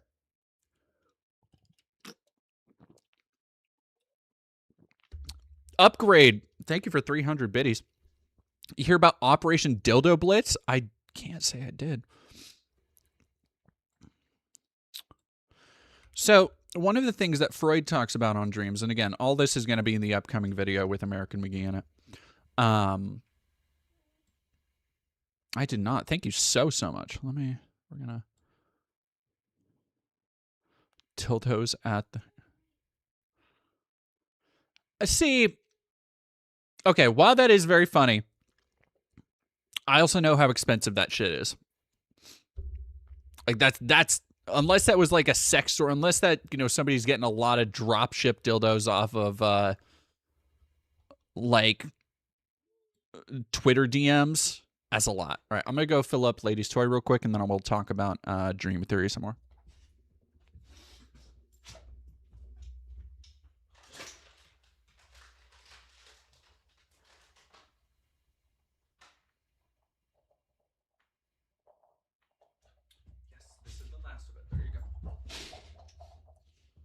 So, what you get... Temu dildos? Yeah, those would have to be Temu dildos. I mean, hey, maybe they ordered them a couple weeks ago for this. The teeth, right. So, one of the main points of Sigmund Freud's kind of dream theory and the theory of dream interpretation was that you cannot just, and this is like one of the main rifts between Carl Jung's theories of dreams and Sigmund Freud's theories of dreams, is that Carl Jung had a lot of operating on these kind of universal symbols, right? Like we have these symbols that are passed down and everybody kind of recognizes them. But then Sigmund Freud said, okay, well, hold up. You can't just, for example, say that if you have a dream where somebody's teeth are falling out, which is a fairly common dream theme, you can't just say in a blanket way that, oh, this is because the person is anxious, because you have because you don't know what's inside another person's mind, essentially. So like to go through this, to be a dream interpreter, you have to take into account that you have a distance from that person's own conception, and B, that those things probably mean something different to them. So for example, if you were to look up dream of falling teeth right now on, let's do this.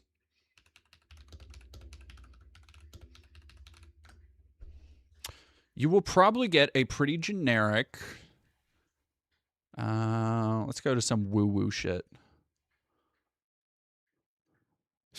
12 interpretations: stress, personal loss, and real-life teeth grinding. So you have those. Now, the problem with that is Sigmund Freud would say, okay, hold up, cowboy. Because what you get is then, this is completely stripped away from a personal context. So what if somebody then what if somebody's studying to be a dentist or is a dentist? And it's not even necessarily a stress thing. It's just a dream with falling teeth, because that is something they see or experience ephemerally on a day-to-day. Or what if somebody had they have a scarring or a weird memory as a child. They saw a grandparent or a parent take out dentures or something like that, and that's what they associate with teeth. Like those are entirely separate and much more personal, right? And so there's a much wider field to dream interpretation than just saying like, okay, well, this means this.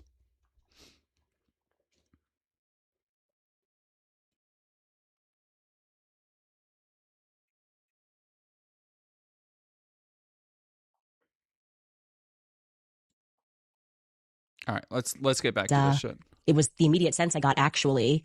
And I don't know who exactly it is that betrayed him, but I also felt in the dream that it is soon going to be revealed, that it's actually inevitable, that it is. And again, so I say all that. No, Dragon Cat Overload. You're right. I got those two mixed up again. I get Jung and Freud confused all the time. It's probably somewhere in between. Like most things with psychology, I feel like it's kind of in between.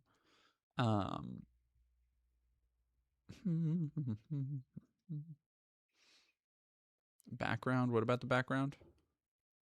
Hey, lady, knock it off. What are you doing? Stop it.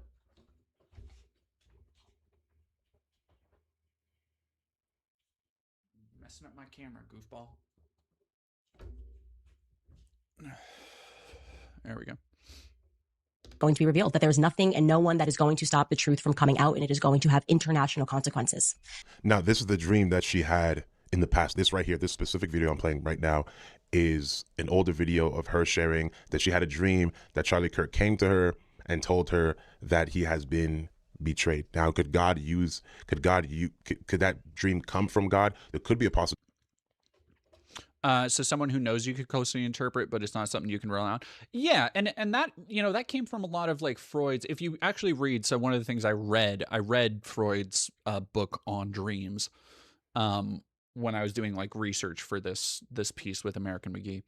And one of the things that they talk about in that is how he had like anxiety and shit over possibly mistreating people, and that would be represented in dreams. Like he would literally dream about people not getting proper treatment from him as a psychologist, and he took that shit so fucking seriously that it would rack him with anxiety. And that was kind of one of the things that led him to this multidisciplinary approach, where you can't just say what something means, because the things that you're seeing in your dreams, you are going to have different correlations and different associations with than somebody else, right? Like if you had a very precious black cat as a kid, like we see, and these are examples. These are examples from like the script that I wrote, where like colloquially we all know that like okay, a black cat is a ill omen, right, by a lot of Western superstition and stuff like that. But if you have a dream about a black cat and you go to a shitty interpreter, they'll say like, oh my gosh, I see an ill omen in your future. But you could also, if you had a very beloved black cat as a pet as a child, it could be a positive association for your mind. That kind of shit. If truly someone passed away and God wanted to use their image or their face to show that they were, that this is deeper than you think, there's something wrong that happened, could be a possibility. Could she have, dreamed that dream because she's on this whole rant and whatnot? 100%, right? Scripture reads that do not listen to the dreams that you cause yourself to dream. That's what the Bible talks about as well. But I personally believe that, obviously God speaks through dreams. God gives revelations. That's Job 33 verse 14 through 18 says, for God may speak in one way or in another, yet man does not perceive it. In a dream, in a vision of the night, when deep sleep falls upon men while slumbering on their beds, then he opens the ears of men and seals their instruction in order to turn man from his deed and conceal pride from man. He keeps back his soul from the pit and his. Hey, I saw that Jung and Freud were both full of crap. I await your dissertation. I await your work that will change scientific fields and studies forever. Have a good one, Lydia the Pup.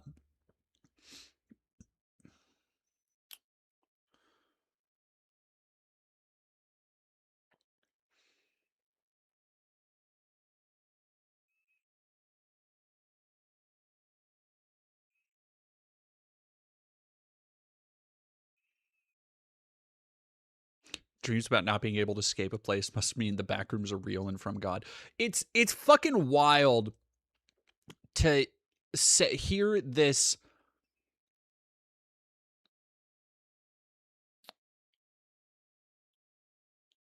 Like, again,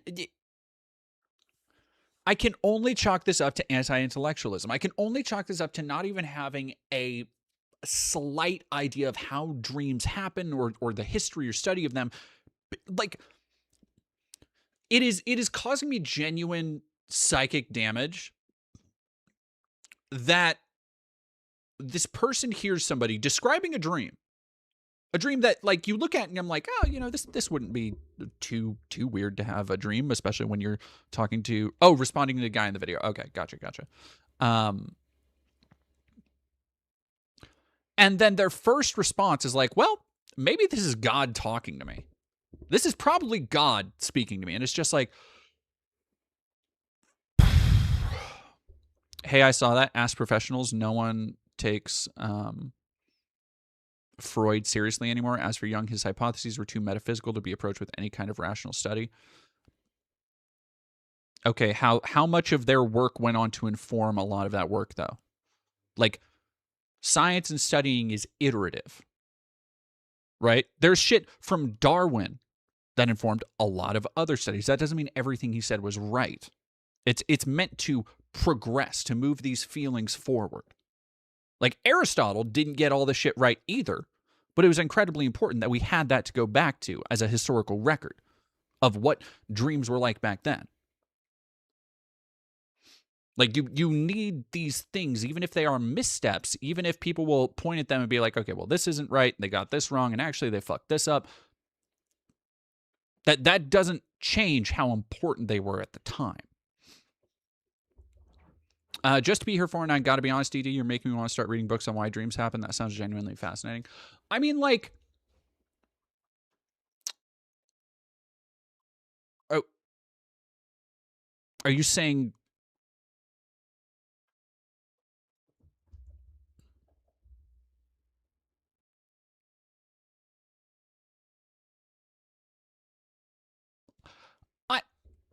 Am I getting people in the chat telling me psychology is fake?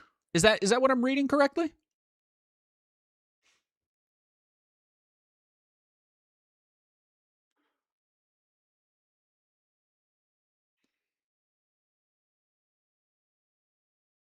His approach is considered debunked. I literally just talked about his approach to dreams and dream interpretation. Like, if you want to, I mean, Freudian slip, but if you want to talk about, like, a lot of the internal processes and how he talked about abuse, like, what are you talking about? Sigmund Freud was one of the first people in mainstream science, psychiatry, and psychology to say, hey, maybe we can't just lock everybody up. Maybe people have certain issues because of abuse. Look, I'm not saying he got everything right. He definitely didn't. But we literally would not have mental health care in the way it is today, which, again, isn't fucking perfect by any stretch.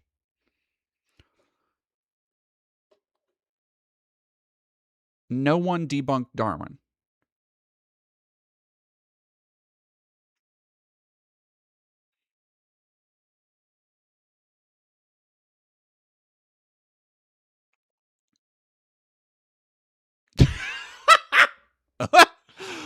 Oh, the Space Cowboy 420. You do what you do and you are who you are. And if you need psychology, it is because you are lying to yourself and won't accept reality. That is okay. No, I'm getting it. No, because I'm having lady, hey, knock it off.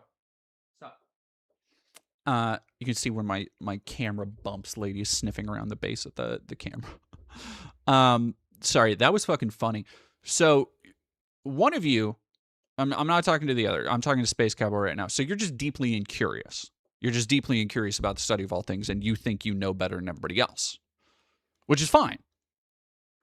There are horrible things in the world that hurt. Psychology is not the answer. Yes, you know, why even bother to study why these things happen?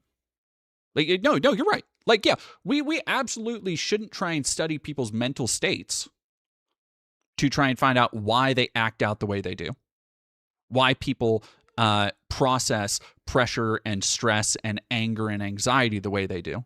Like, what will that help us do? Prevent them from passing that shit on? Like, that's ridiculous. Of course not. Of course not.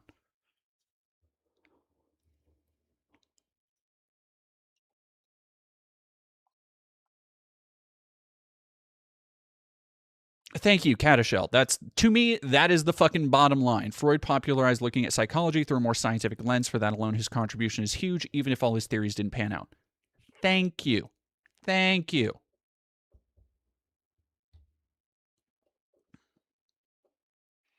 Gray Winthrop, thank you for following. Upgrade. Oh, yeah, I already read that one. Sweet Summer Child, 69. Nice. Imperfect Rebus. Oh my gosh, I haven't seen you in a minute. Thank you for 22 minutes in a row. So in a graduate evolution class right now, we've spent the first 7 lectures on Darwin. God damn. A remainder of the course debunking the stuff he didn't get right or have the tools to study in the 19th century. What?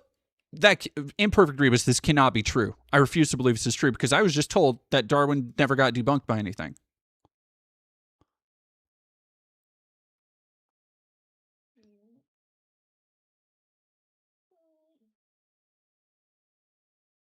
Yeah, Bala, exactly. There's a difference between being a fraud and just getting things wrong. Exactly. Like there are so many who was the we talked about speaking of psychology and psychiatry and like mental studies around the turn of the century in like 18th, 19th, 20th century, the Kallikak family with fucking what's his name? We talked about the Kallikak study a little while ago. Where like that was a hack-ass useless fraud. That was bad bunk science that was taken on in not in earnest. It was a grift essentially. Yeah. Dog on a hot tin roof. The thing about science is we never learn new things. That's true. That's true. I meant Darwin's basic premise wasn't debunked. Jesus Christ, unlike Freud. What premise are you talking about? They had like you are talking about people who had entire lives full of premises. People who dedicated their life to iterating on the things that they came up with.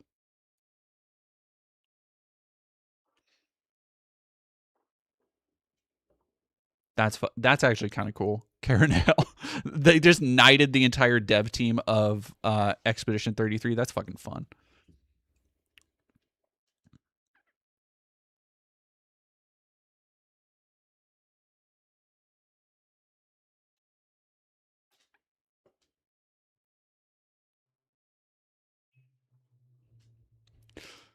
Just to be here for now. Now I'm imagining Carl Jung having the voice of Aqua Teen as Carl. See, the problem with Carl Jung is that I get so much. I just hear Peterson's voice talking about, the Dragon of Chaos. Yeah, you doing anything with that Dragon of Chaos there? Hey, Fryman!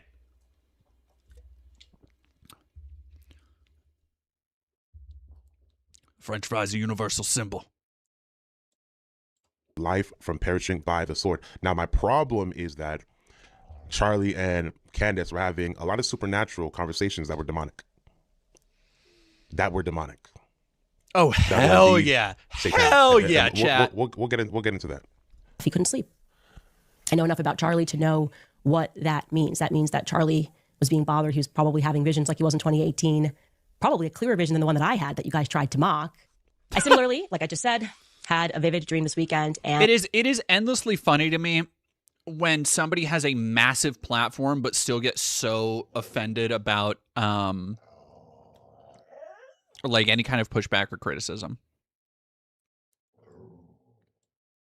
And Charlie came to me and he told me that he was betrayed. And so for me, you don't have to believe that, but I do believe that. And it was the immediate sense I got actually.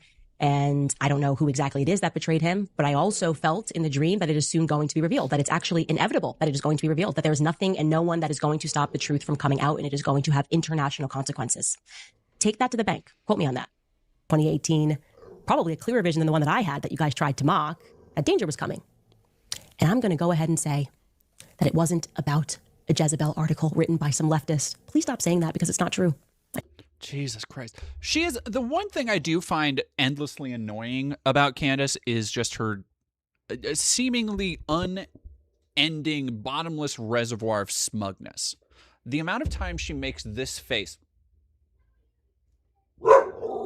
Okay, give me 1 second.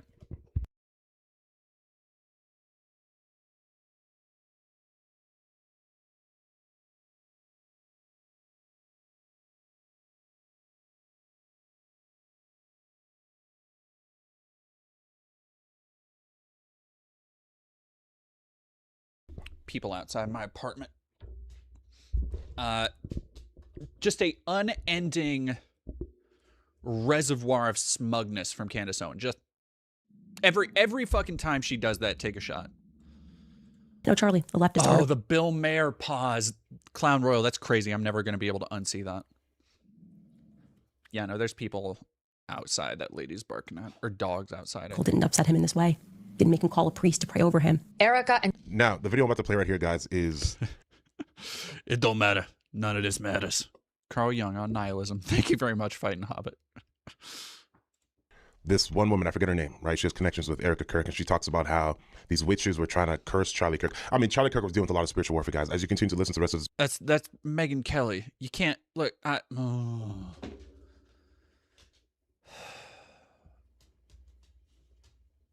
can't with this. Some woman. Video, it is undeniable that this, I personally believe he was taken out by dark forces, right? Not only like what Candace may be talking about with, you know, France and other people involved and whatnot. I know dark forces were involved because of the encounters Charlie was having, that Erica Kirk has not denied. That Erica Kirk has not denied these things at all, right? So I believe a day before Charlie Kirk was assassinated, I think these witches wrote an article and they're like trying to curse Charlie Kirk, and supposedly Charlie Kirk was afraid, and him and Erica called a friend who was a Catholic priest. And that again, I want to think for a moment the difference between the reaction when Charlie Kirk got kirked, the difference between the reaction on finding out the Temu witch thing, because, excuse me, when people on the left found out, it was mostly a, that's weird, that's funny. The idea that months later, these people are still debating the effect it may have had on dark forces coalescing around Charlie Kirk.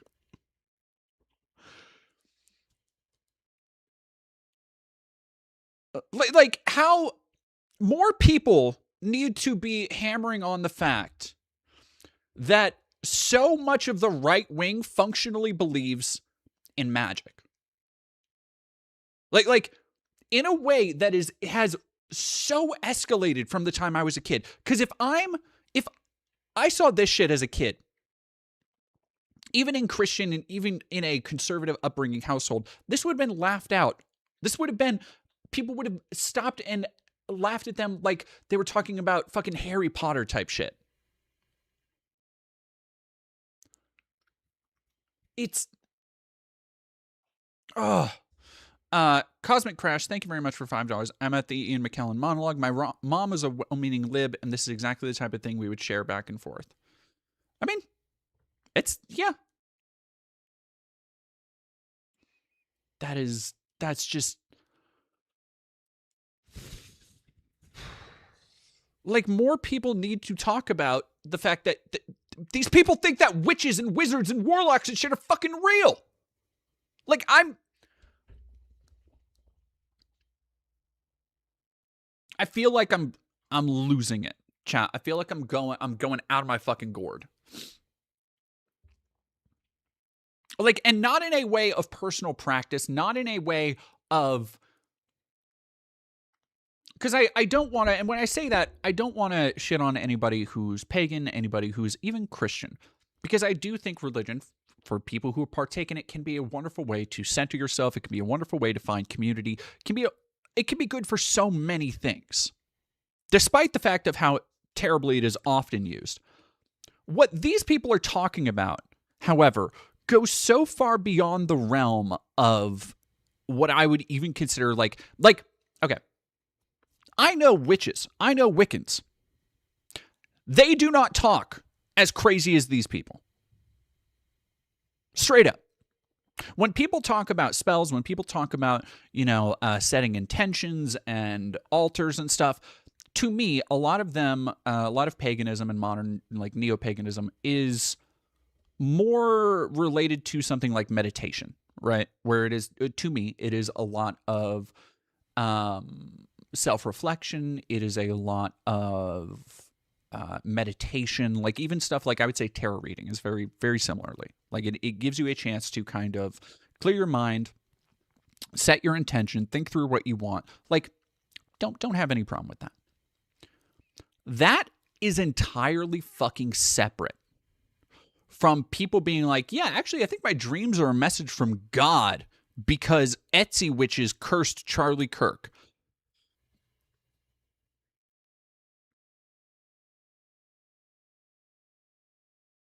I'm just...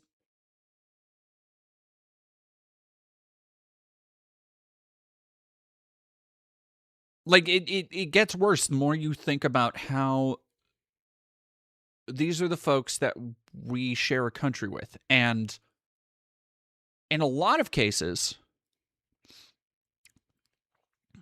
God or server, you claiming what DD believes? Wait, I don't know what color God or server is. Tell me what I believe. Tell me what I believe, please. I didn't see what God or Surfer wrote. Oh wait, believe in magic. You also believe in psychoanalysis. The thing is the harm you do with your beliefs. God o Surfer. Okay. God o Surfer. I cannot express to you enough that the science of cognition and studying people's internal mental state is not at all similar. The idea that, okay, just take dreams, for example, here. The idea that having a dream and thinking about, hey, what does this mean to me? Why am I thinking about this? Is it because I'm stressed about this? I saw this in my dream, but I saw it during the day. What does that mean? Let's get to the bottom of this. Let's really extrapolate and try and find the meaning and internalize and meditate on all this stuff, all this shit. The idea that that is similar to somebody going, yes, this is a dream from a deity about the death of somebody that portends an ill that the whole world will undergo is fucking insane to me. That you're wild for that. You're wild for that. Oh, they're already gone? Nah, well. I subscribe to the idea that all dreams are meaningless. I think I would agree with that. I think ultimately, I don't know. I think, okay, let me back up there. I think dreams mean the meaning we give them, right? Like, I think by and large, it is contingent upon us being able to say, like, why did we have this dream? And a lot of people, like I myself, I usually shrug my shoulders and I'm like, I'm probably thinking about this because I'm thinking about this. You know, I probably had this weird dream, or sometimes you wake up out of a dream and it's like, fuck, that was a weird one. Why did I have that? But ultimately, I don't put too much stock in it because it's just the ephemera of the mind. But yeah, Phoebe RC, thank you. Dreams can say something about your current emotional state. Yeah, I think it is ridiculous to think that just because you think you are safe and secure in your mind to believe that you are. Yeah, nobody knows.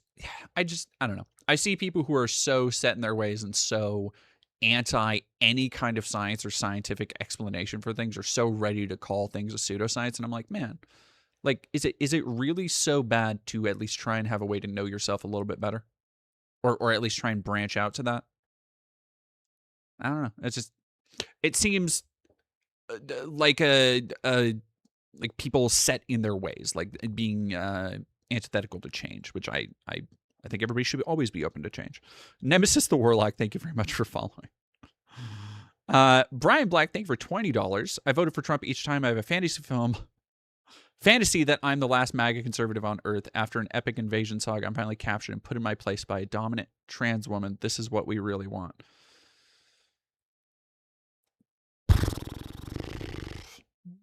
Brian, I have an OnlyFans for that. That's a $20 that should go to my OnlyFans. Catholic priests came to their house and prayed for them. Again, and did man, the whole people thing. are fucking But, wilding when it comes today. to Catholics, They'll start praying. They'll start doing their incense and their unbiblical prayers about Archangel Michael and Archangel Gabriel and start praying to the angels and all this demonic stuff. Ooh. Ooh. Oh, okay. Awesome, Stella. Yeah, I think I saw that. I was on a tear though.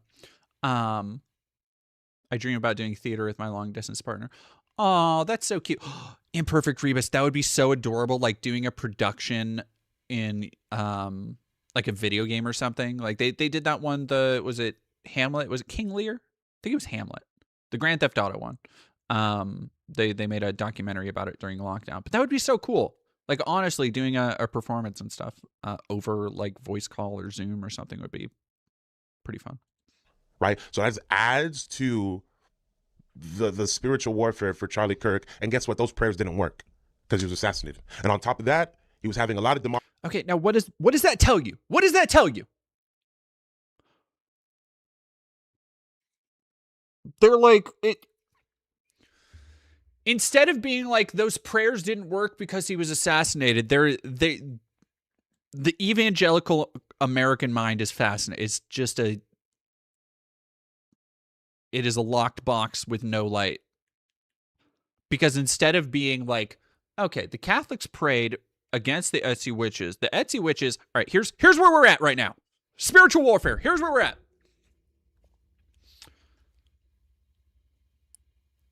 The Etsy witches, okay, hang on. Let me back up.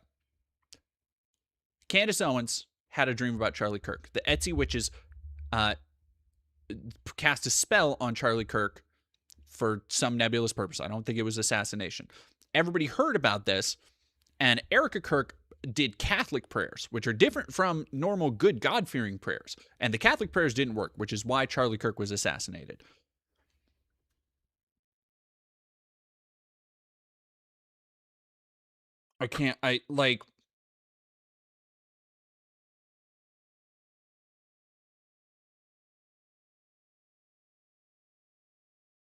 This is, I've said it before. I said it around QAnon, but I felt QAnon was what happened when a lot of boomers and Gen Xers and people who didn't engage a lot with the internet enough to know what bullshit looked like on its face, when they didn't have another fucking hobby. Right? Which I think is this.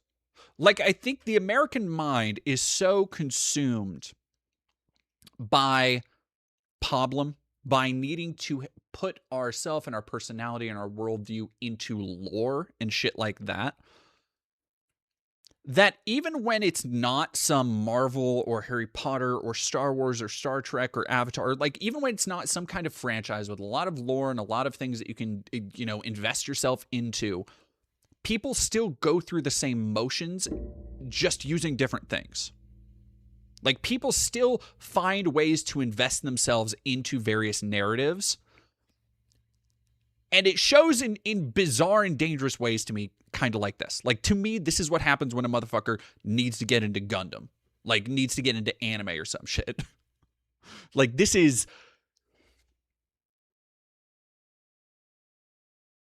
Like, this is some Scientology shit. This is some...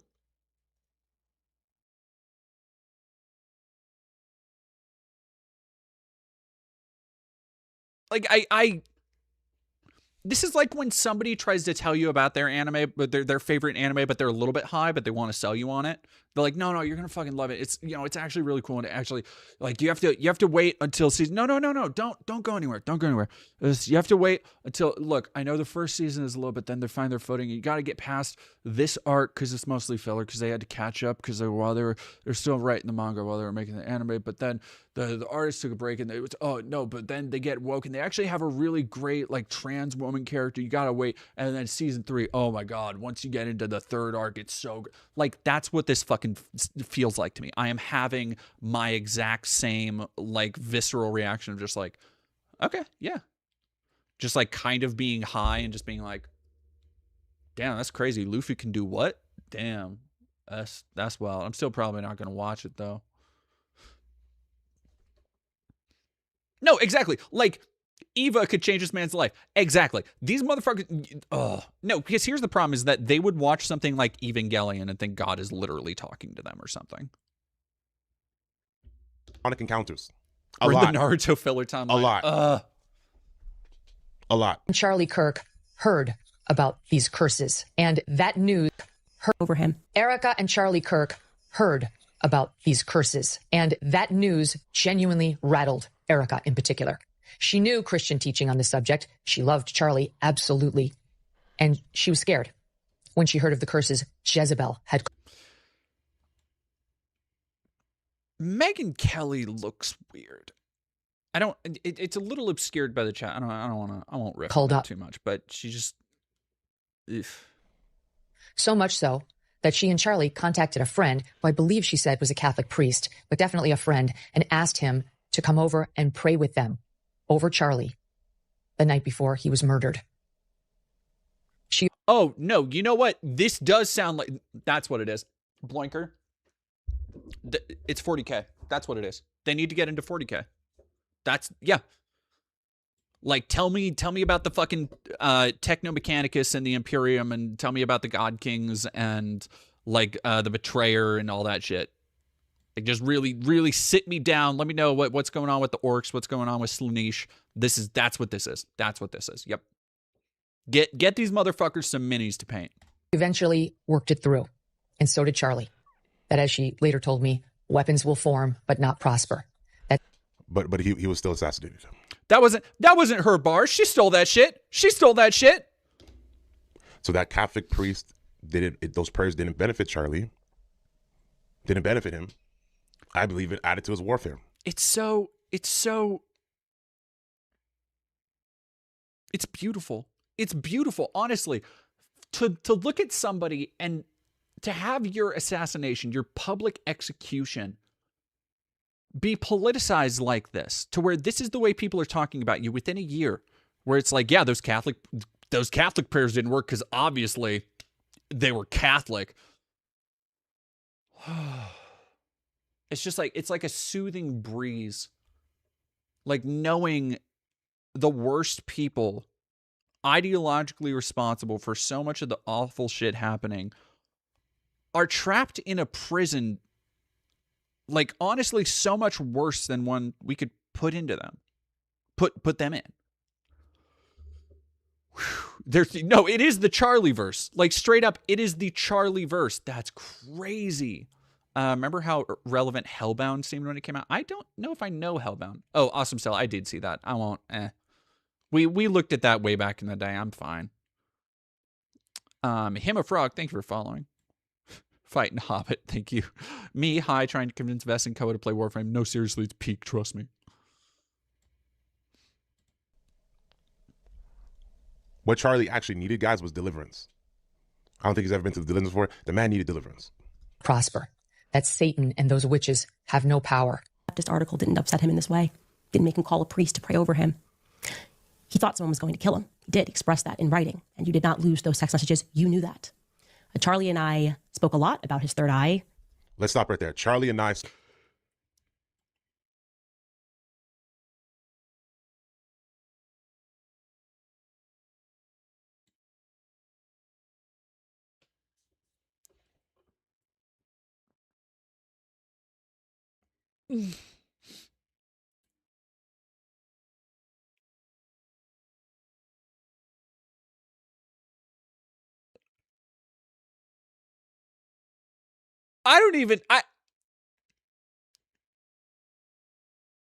It's just, it's beautiful. It really is. Charlie, like just the timing of it. I want to go back. I want to relive that with everybody here. That was so just, the timing, that is one of the funniest bits of timing I've heard since, I can't say what kind of doctor it was. Oh. One more time, everybody. Someone was going to kill him. He did express that in writing, and you did not lose those text messages. You knew that. Charlie and I spoke a lot about his third eye. Let's stop right there. Just like from the way she says it so confidently to the way that he pauses and he's like so matter-of-factly like, okay, let's stop right there and let's really dig into this. Let's really address Charlie Kirk's let's really get into Charlie Kirk's third eye.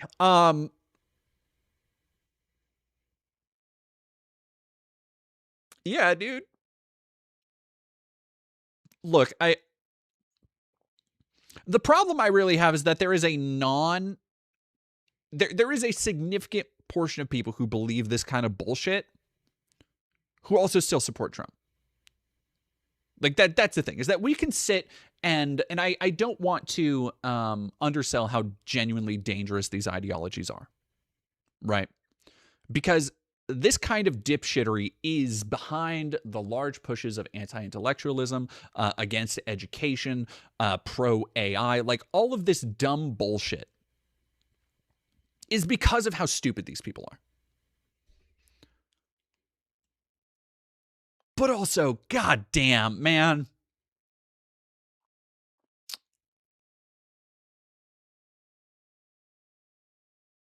Like, just talking about Charlie Kirk like he's the fucking Bhagwan. Like he's got this ancient knowledge and endless wisdom that he's going to pass down to you. It's for the AI meme guy. For somebody who is so memed that people do not even recognize his face anymore because of how AI memes are what he's known for. Because all the AI memes made him more handsome than he actually was. Charles George Kirk was just barely a few inches away from being much more open-minded. Oh my God, that's fucking... Ugh. I honestly, ugh. I don't know if I'd... Ugh. God, that would be horrendous. Charlie and I spoke a lot about his third eye. That terminology there, that word, third eye, is occultic. It's occultic. It is. Yes. Oh, fucking put it into my veins. This is bringing me so much vicarious joy. I gotta be so honest, y'all. It's demonic, okay? And I don't know why Candace, some of y'all believe she's just making this stuff or relying. I don't know why she would, because you can just get sued. And, you know, Erica Kirk and Turning Point USA got a lot of money. And we can see here the third eye, or the Andra chakra, is an historic concept representing a hidden metaphysical. It's beautiful. Every new moment is perfect. Every new moment is perfect. Where instead of like pulling up any actual evidence, you're pulling up the AI summary of why the third eye is occultic, as though literally everything else you've said is completely reasonable and grounded in fact.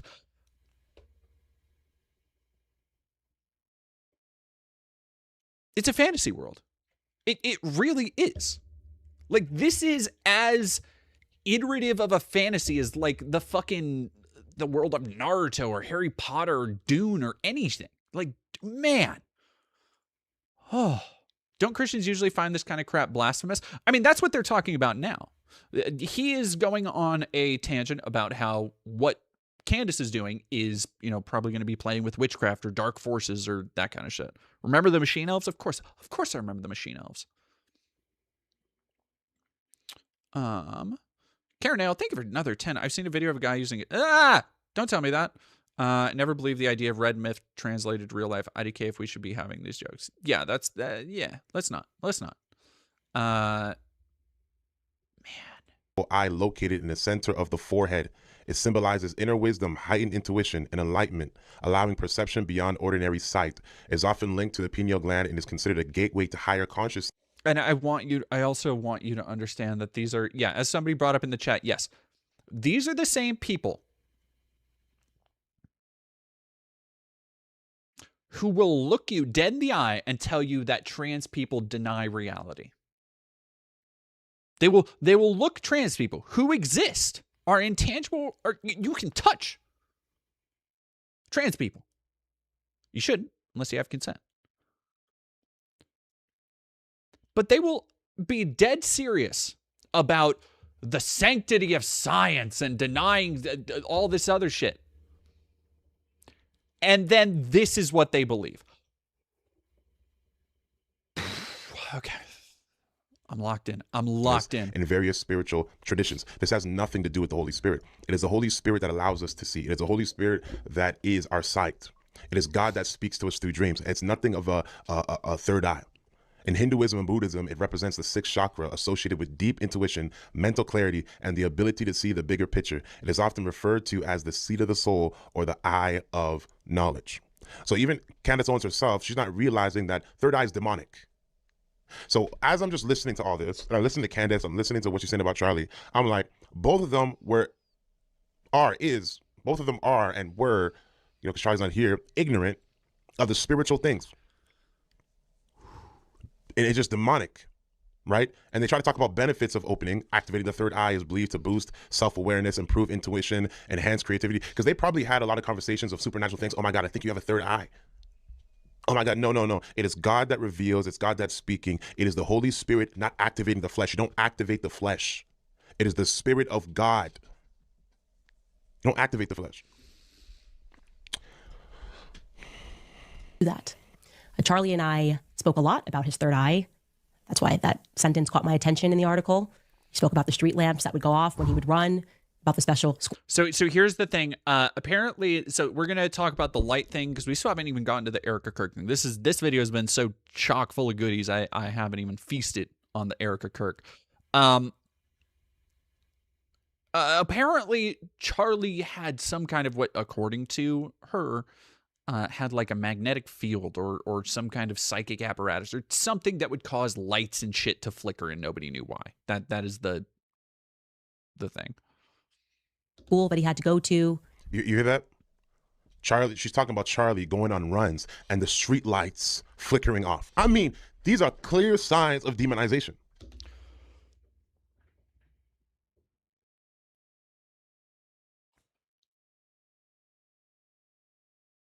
Clearly, yes. No. No, these are clear signs of mental illness. What we are seeing here. The fact that you hear this and you jump immediately to, you're like, and that's how you know. Like, this is some witch burning shit. It really is. This is the type of shit that back in the day, people would be like, oh, yo, I saw this person boil a frog. That means she's a witch and we must kill her and her entire family line. And, oh, she's saying she didn't do it. Obviously a witch. Like, it is, when people say peasant mind, it gets a little overused, but that is genuinely what we are seeing here. Just absolute peasantry. People looking at things being like, well, obviously, this has to be witches. Obviously, this happened because it was a Catholic prayer. Obviously, this happened because, let me look at the AI overview. Grok, was this satanic?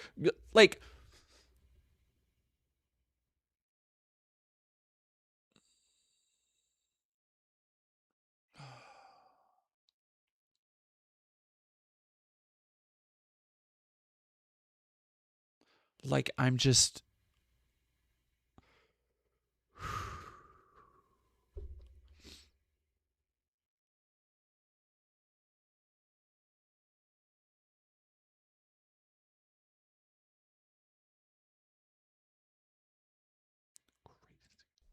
This is clear signs of paranormal activity, witchcraft, the demonic, screaming out that I need deliverance.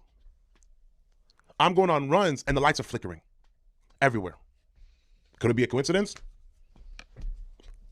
But they're having all these spiritual conversations and it's all demonic and negative. It's all demonic, supernatural, and negative.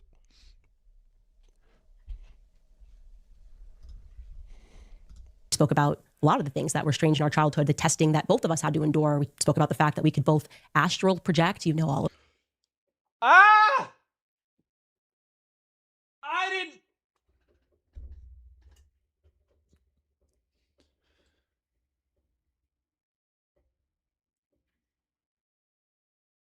Like, every time I think, no, okay, I'm locked in, I'm back in, I'll get over it. And then they say some shit.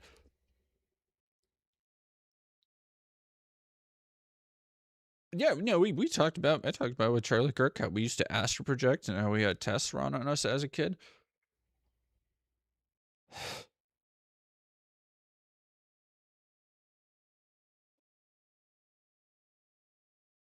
this. Of course, you have his phone. We're halfway and how through this. surprised we were when we learned that not everybody does that naturally. You hear that? She said, we talked about how we could both astral project.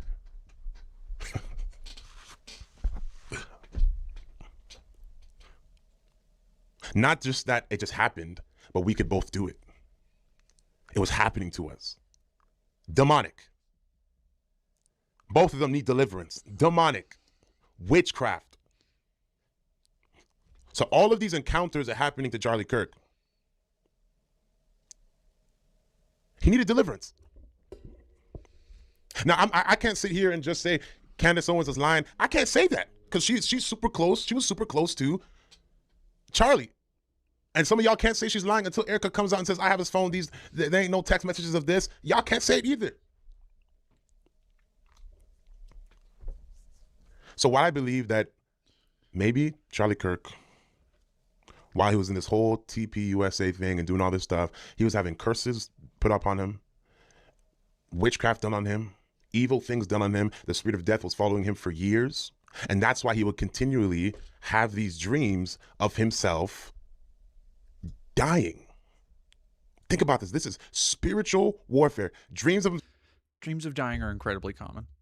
Like, incredibly common. Especially when you are paranoid and embracing ideologies like this. Like if you are talking to Candace Owens, seriously, credulously, talking in terms of astral projection and entertaining these notions of superhuman feats, demonic possession, all this other like sci-fi shit, then I feel like you're probably more predisposed to having dreams that reflect a paranoid attitude. Right? That's just how I feel. But Jesus Christ.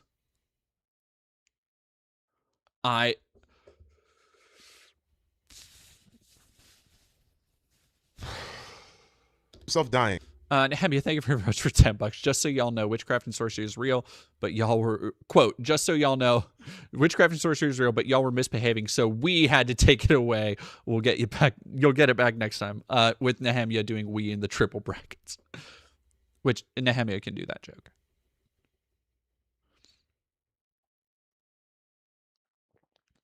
Stephen White, 8933, as a black person will never understand our people's attachment to the faith that justified our enslavement and dehumanization.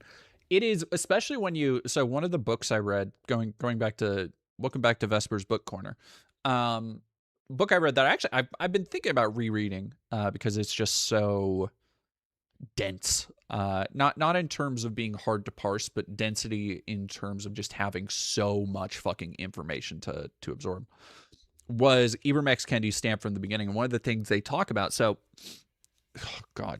of the things they talk about was the origin of racial caricatures. And in particular, they go into like the idea of, and you know, forgive this term because it's incredibly antiquated and pretty offensive, but Sambo, which was for a lot of times a slur. And it was this character that had a lot of different iterations, and it was just very fucking disgusting shit. But where a lot of like the book kind of talks about it coming from was I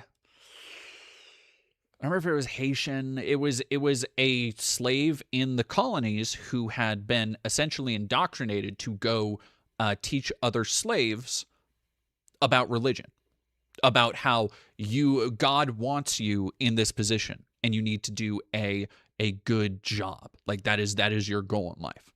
Like that was the shit. Like, people aren't kidding when they talk about this stuff. And it pisses me off so much because I was talking about, I talked about this the other day on Twitter, where people, you know, we talked about this, I think, last stream, where we talked about how people don't engage with the real horror of particularly slavery and racism in America, because the shit is so wildly beyond fucking unhinged.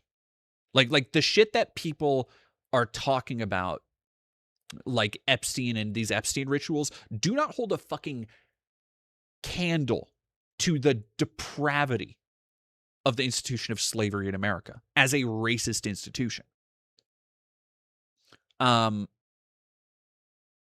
And then the thing that I really, because it was this fucking horrendous story that somebody shared about, learning the history of a lynching that had happened, I think, to their family, where somebody had been literally, and pardon the fucking language,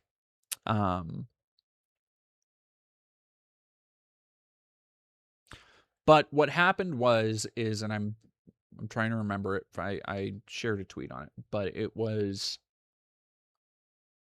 I'll go and see if I can just fucking find the tweet really quick.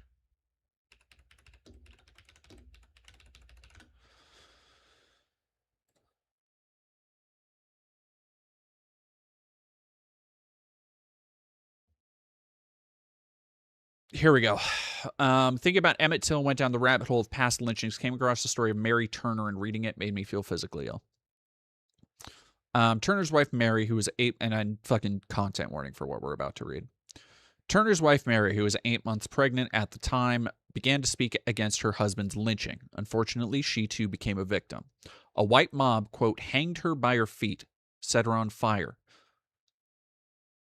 sliced her stomach open, and pulled out her baby, which was still alive. They stomped on the child's head, killing it. Then the mob took the time to sew 2 cats in Miss Turner's stomach and making bets as to which one would climb out first.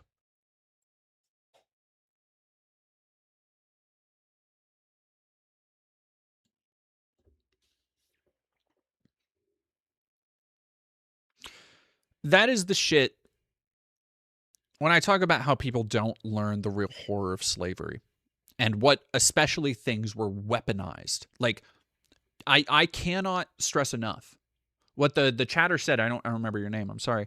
What the chatter said earlier about it being used to literally control black people in America is absolutely fucking true. And the thing is that this is the exact same style of racism. And you can see it. You can see it reflected in the fucking Epstein files. You can see it when these rich fucks talk about black people being N-words and how black people smell and how they hate black people and this, that, and the other. Rich, white assholes who feel so self-assured by their position, they still think this way. This evil still exists. And it's not just in weird fucking freaks on Twitter. This is the kind of shit that is perpetuated by people like Donald Trump.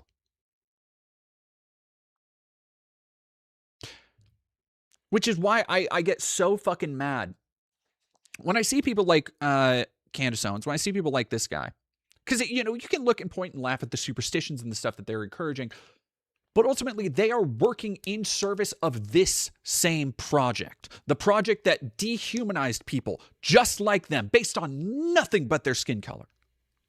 Based on nothing.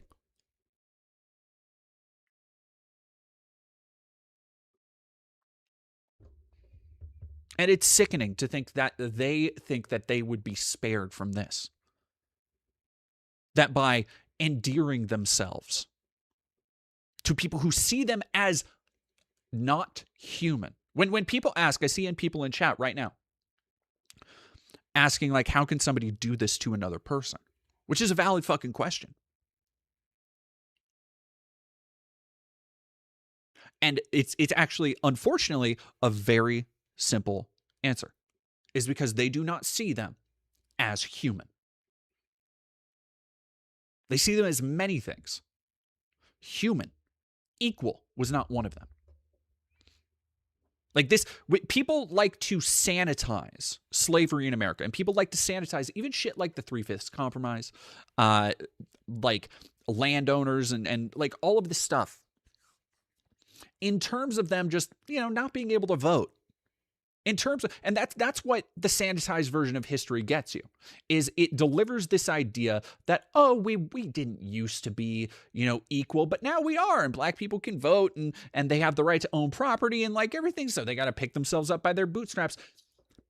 Meanwhile, the history books aren't telling you how people were genuinely treated for decades, for hundreds of years in this country. Somebody talking about Stephen White. Yeah, thank you very much. As to my black people in chat, go back and look at your family. Any one of us have a traumatic story like this buried in the memories of our elders. Boiling angry. Yeah, we talked about it. It was a couple weeks ago. No, it was when Renee Nicole Good was shot. We had a chat about how any of the black people in my chat, I told them, like, hey, did your parents sit you down for the talk? When you were a kid, did your parents sit you down and tell you about police officers? And the reason why is because so many people, so many black families have had experiences like this. Like this is the kind of shit that, and again, I need to stress and understand and underline every time you talk about these absolute horrors, crimes against humanity. You need to understand that these were not things that were done in fucking secret. Like when people talk about the persecution, the inhumane treatment of people of color in this country, events like this were not just a lynch mob. It wasn't just a couple of good old boys going out and taking justice into their own hands and they were misguided. No.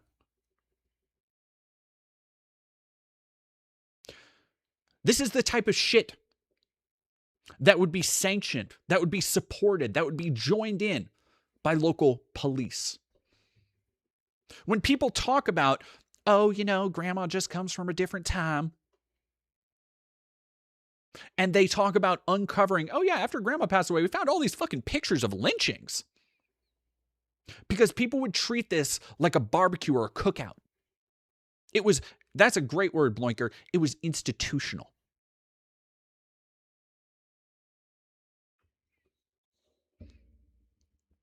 It was a social event.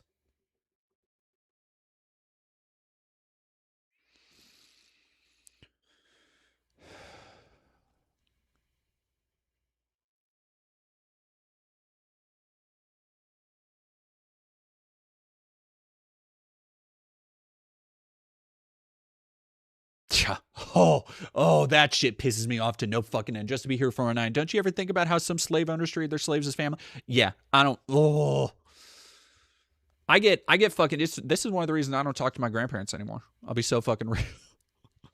Like, my mom and I are back on talking terms. My grandparents and I are not.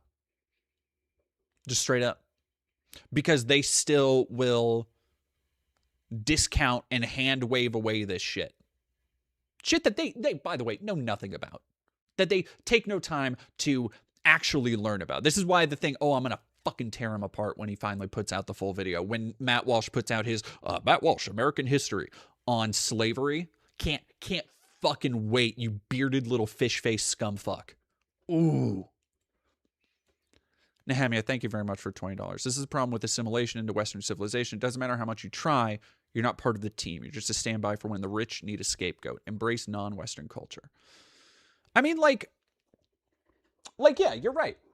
But also, the problem with that is that we see the West as centralized, particularly in America and Europe. We see the West as being white, when broadly that's not really true, even within those countries.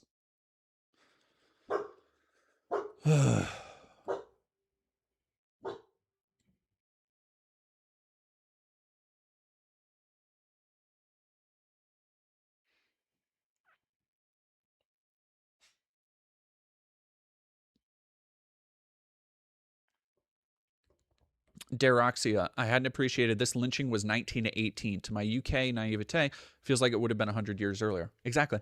When people talk about, again, people talk about civil rights, and this is one of the things where people will, like, always show these pictures in black and white, even if they were in color at the time.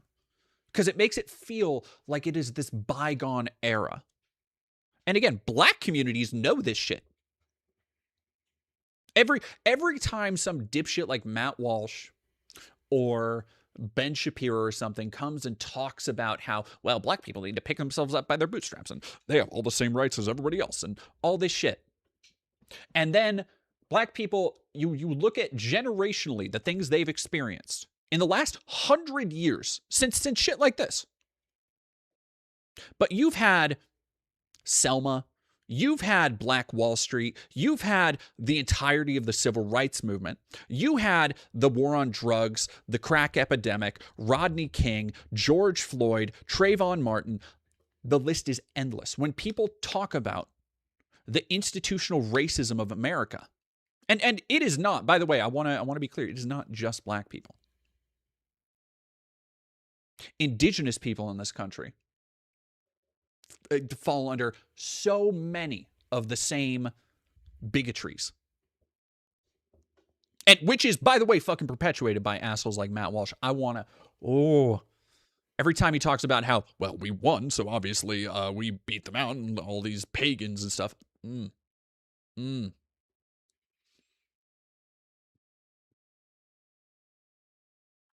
Yeah, Dora the Slut Man. They don't want white kids to know their grandparents were lynching people. The whole system is made to make white people happy. Exactly. And that's the fucking thing that pisses me off more than anything else, is when people talk about critical race theory and CRT and teaching the history of how people try to teach the genuine history. And by the way, when people talk about, injecting critical race theory and CRT and trying to teach, Alex Jones goes on these fucking long ass tirades about how they want to teach all your kids that they should be ashamed of being white. And it's like, and that's not fucking true. That's how they have to spin it, because that's how it actually makes them feel. Like, how do you look at stuff like this and not realize that this is how the country was built? On the bones, on the blood, and again, not just black people. Like, do you want to get into how Asian people, and particularly Chinese people, were treated during building the railroads? Our transatlantic railroad is built on the bones of immigrants of all backgrounds. And yet, when you actually go back in time, these were the people who were making up commerce. These were the people who were cowboys, who were settlers, who were rustlers.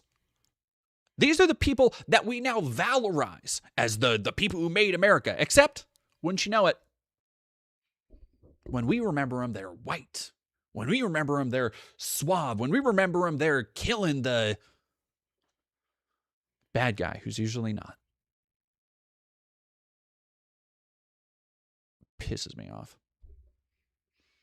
If you couldn't tell, pisses me off.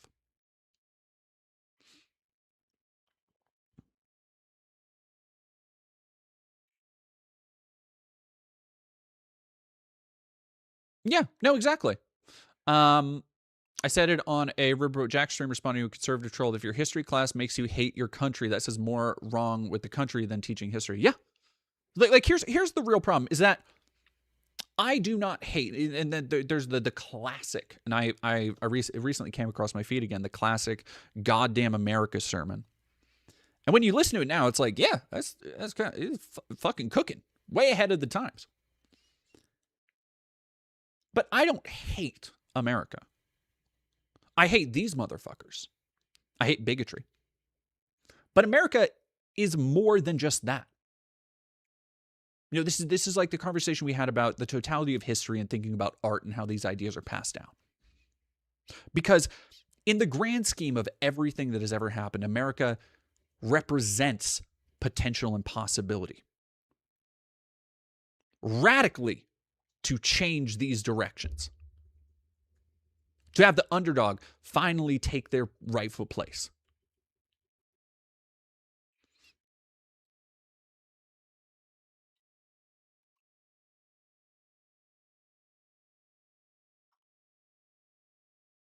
Yeah, I don't hate America. I want America to be better. I don't think, like, America as a concept is not worth hating. Because up until, well, even now, America as a concept is empty. It is something that has been built on the suffering of others through a nonstop series of profiteers, charlatans, grifters, hypocrites, liars, swindlers, snake oil salesmen of all stripes. And it has always benefited them. And the promise that we have now, the promise in America, is to crush that legacy. with one that benefits everybody. America is not worth hating. It is so much more effort to hate when all of that effort right now should be put into the future, should be put into community, should be put into one another.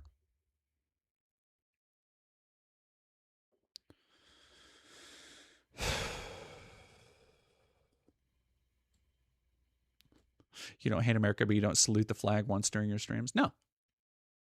Because when I think America is worth saluting, when America to me represents the dream that I was told, that so many other people have been told for hundreds of years is worth fighting and dying for.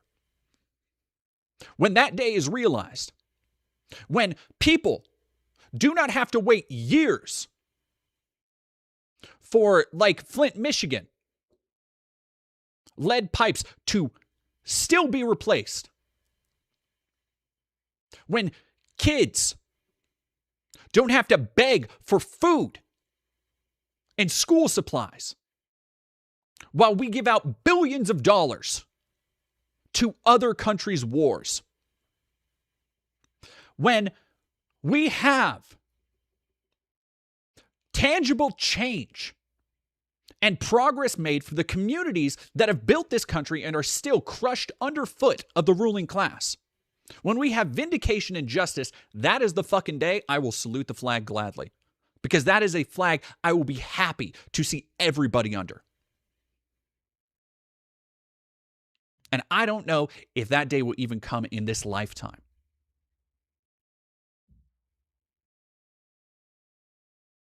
When everybody can have free health care, can have a house over their head, can have an education, can have a family, can have a job that pays the bills. People can pursue what they want out of their one chance at life. Because that's the America that everybody is fucking promised. That's the America that growing up, every generation before mine has been sold, advertised to. And it is, you are being sold this ideology. By the way, from the crib, you are sold the idea that America is uniquely brilliant, that America is uniquely qualified to lead the world, to lead us through history. That we are a great promise come to fruition, that anybody can be anything they want. And then as you try, it's almost like a video game in a way, where as you try and test the boundaries, you find that there are, little borders, little invisible walls, constantly pushing you back, constantly pushing you further and further to where you started. And if you don't win a lottery of some sort or another, if you don't somehow manage to find a way, a surefire way to mobility beyond that section, then that's it.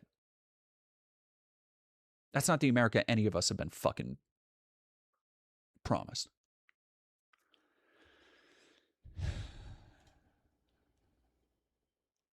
Sorry, I'll stop. I'll get off my podium. Meredith Navin, thank you for $5. Bad joke for you, DD. How can you tell when a bucket is sick when it looks a little pale? Thank you very much.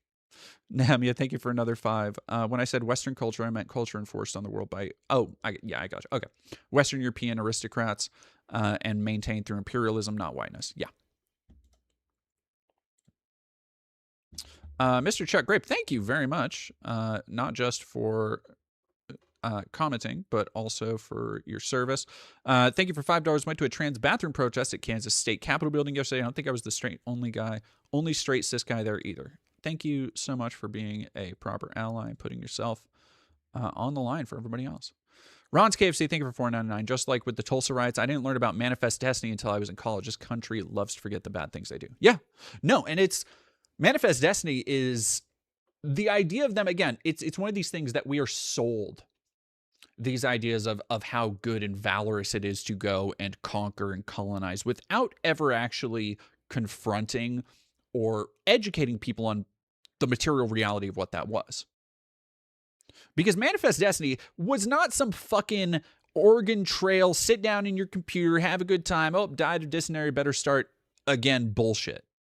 Like, again, these are the things we internalize about what these things look like. Manifest Destiny was a nightmarish hellscape where people who were unprepared for journeys set off across hostile terrain and murdered anybody who didn't like that. The people who had been living there, cultivating this land for hundreds to thousands of fucking years.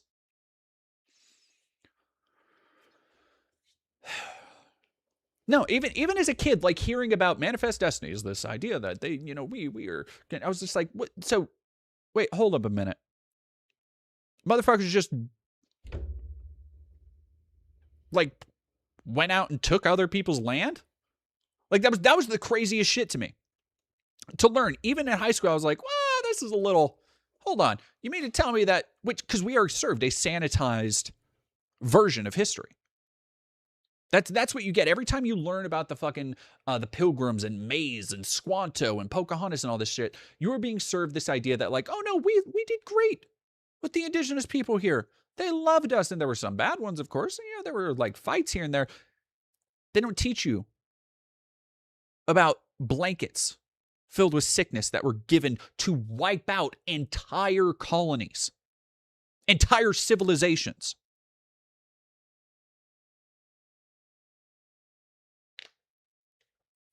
PKMDK, thank you for $5. Read Bury My Heart at Wounded Knee. It's actually on my reading list. It is on my reading list. Do you think the inaction of people is the most impactful action? I think it can. Well, that depends. I think it can be. I was actually just thinking about this the other day where I think there is a level of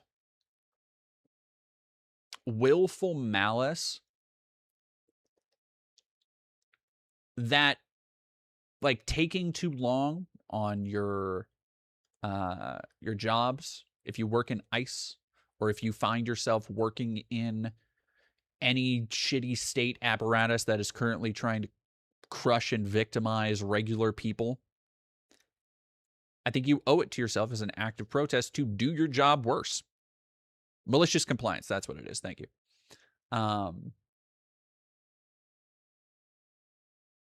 Windrider 784, what do you mean by that? Hey, Windrider, what do you mean by that?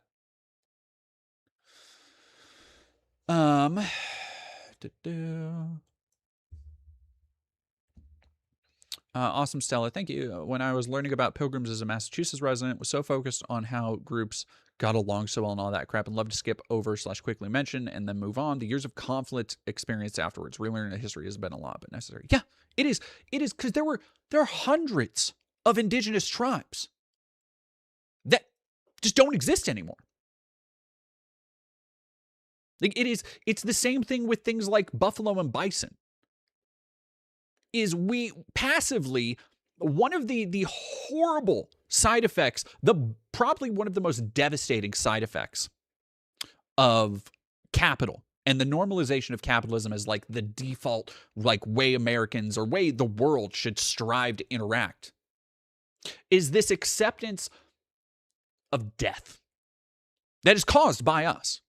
Whether that's people's cultures, whether that's entire species, whether that's the ecology, we are just told to basically accept it all passively, that it is a worthwhile sacrifice to destroy these things that we have one of. Why? So some rich scumfuck can sit in his jacuzzi getting even richer? And now we know, by the way, that all of these billionaires are also in one big cabal, murdering kids and eating babies and shit. Which, here's the thing that I was really thinking about. It is, because people have been talking about how, there's no such thing as a good billionaire, which is true. But more than that, ultimately, nobody should be surprised by what's in the Epstein files, because it is in the nature of these people to, and sorry for the harsh language here, but it is in the nature of these people to rape at every level. I do not use that word flippantly, by the way. But that's what capital does. That's what these people have done. Whether they are violating the consent of an individual in this terminology is irrelevant. Because they have spent the last 300 years raping society, stealing the future, stealing everything from anybody they felt was not as intelligent or uniquely qualified to lead. It is exploitation. That's the commonality. That's the underpinning. When people look at it and they're like, how can people do these things to children? It's like, how could people do these things to black people 100 years ago? How could they do that to indigenous people 100 years before that? How could the Spanish conquistadors do what they did when they first rolled up on the shores? Where they basically immediately set about raping, destroying, murdering, and plundering people who had lived here, lived happy lives with families in cities. Again, people want to tell you, people like Matt Walsh, again, as he's one of the most vocal anti-Indigenous people on the modern conservative movement, will tell you that, oh, all these people, they were living in mud huts and sticks. Fuck off. Throughout Mesoamerica, we have entire cities built up of multiple complexes, ziggurats and homes and all of these, like, civilization by any definition. All of it raped, destroyed, exploited. It is how it all led to where we are now. It is why, one of the reasons why I refuse, even when I may talk about how we cannot approach these people with humanity because they have none.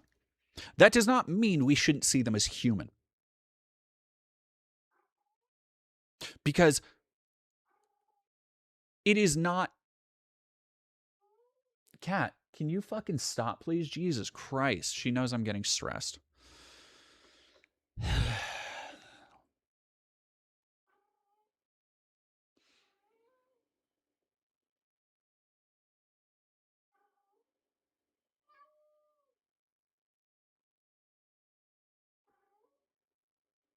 Oh, yeah. Also, it wouldn't matter if they did live in mud huts. It's just all fucking bullshit. It's like people will say anything to justify this garbage.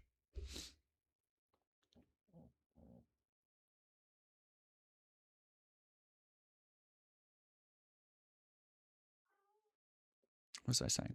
Oh, yeah. It is why I refuse to dehumanize them. It is why I refuse this narrative of, oh, like these people aren't human. These people are subhuman who would do this in the Epstein files. Like, no. Dehumanization, and I hate to be a fucking cringe lib Quirk Chungus and quote Frank Miller's Batman, but dehumanization is the tool of the enemy, right? We do not need it. We will not use it. For two reasons. One, you cannot build a better world using their tactics. You cannot. You cannot out-fascist the fascist and expect a positive result. And two, because it removes the culpability. Now, I will say that people like Elon Musk, Jeffrey Epstein, Donald Trump, people who are so detached from the everyday experience, their morality is far more unhinged than yours and mine. They don't see the world in terms of consequences. Certainly. But at the end of the day, they still have the same faculties. They still have the same cognition. They still have the same ability to make choices that we all do.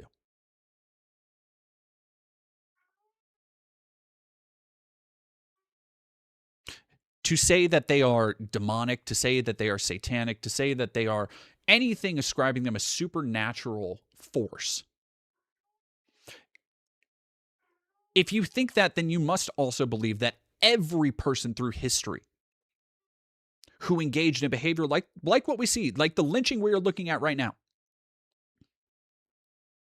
we're also demonic. We're also uniquely evil. And by that metric, by the millions of people who have taken part in heinous acts and crimes and dehumanizing, just like this, then they aren't. They are no longer independent. They are no longer unique. That's the thing that, again, studying history and studying the totality of all these things and how they work upon our present should show you. They are not unique. There are just always people like this, and it is our duty to fight against it tooth and fucking nail.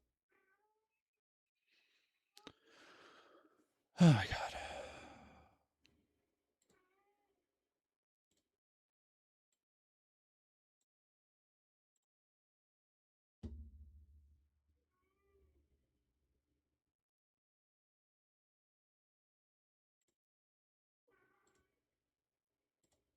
All right, chat. Let's go over the Erica Kirk thing real quick, and I'm gonna go get Kat.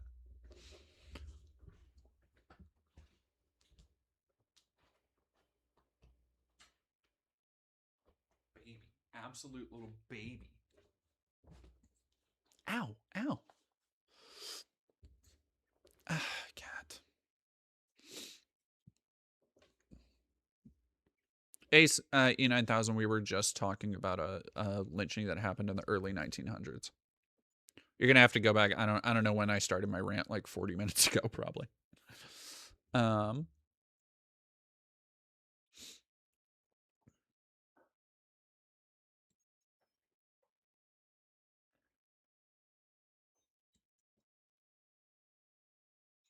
right, let's watch this really quick. It'll be a sign for you to know that Charlie's with you in something.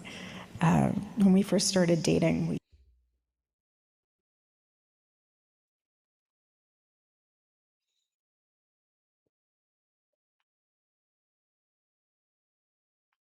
Oh my God, you are so warm. You are so warm. Good message you see about their family history. Been trying to show you, but you've been super fired up. Oh, I'm sorry. I can't scroll back that far. Cat. Oh my God. we would walk. We were walking to dinner one night, and this happened a lot. The lights would start to flicker. And he'd look up at the light and be like, you know, it's so weird. This happens to me a lot. And I was like, really? He's like, yeah. So our whole dating and whole marriage, anytime he'd be in a room and a light started to flicker, he would just look at me and wink. It was like our... Oh, okay. So this was the story from that chatter. Great-grandfather and his bro were sharecroppers. They discovered they were being cheated and confronted their employer, broke out lynched. Grandfather was next, but ran west. Jesus Christ.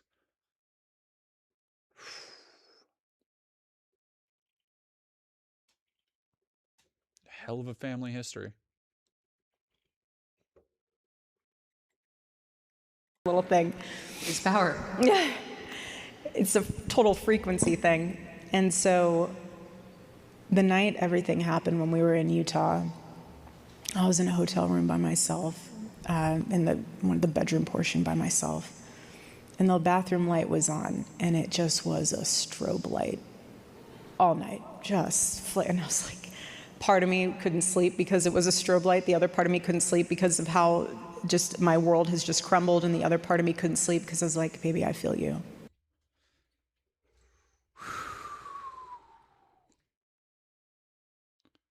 That's so she literally just is embracing the idea that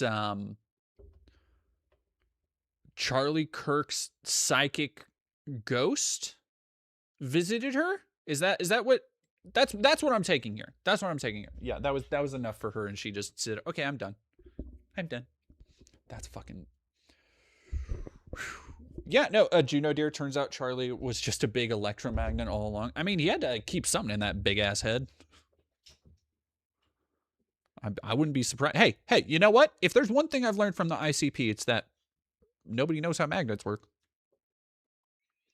Maybe, oh, damn, maybe Charlie was the answer all along. You and Hassan are reacting to the same video right now.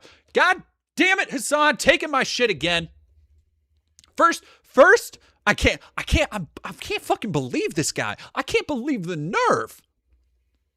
First, I can't, like, oh, what a clout chaser. Always taking my scoops. First Hassan, I had Vivian on first. Then Hassan had Vivian. Then I had Kat Abou-Ghazala, interviewed her. Then Hassan got Kat Abou-Ghazala. Now just straight up following all my shit. God damn it. Ugh. Can't believe this fucking guy. I'm just playing.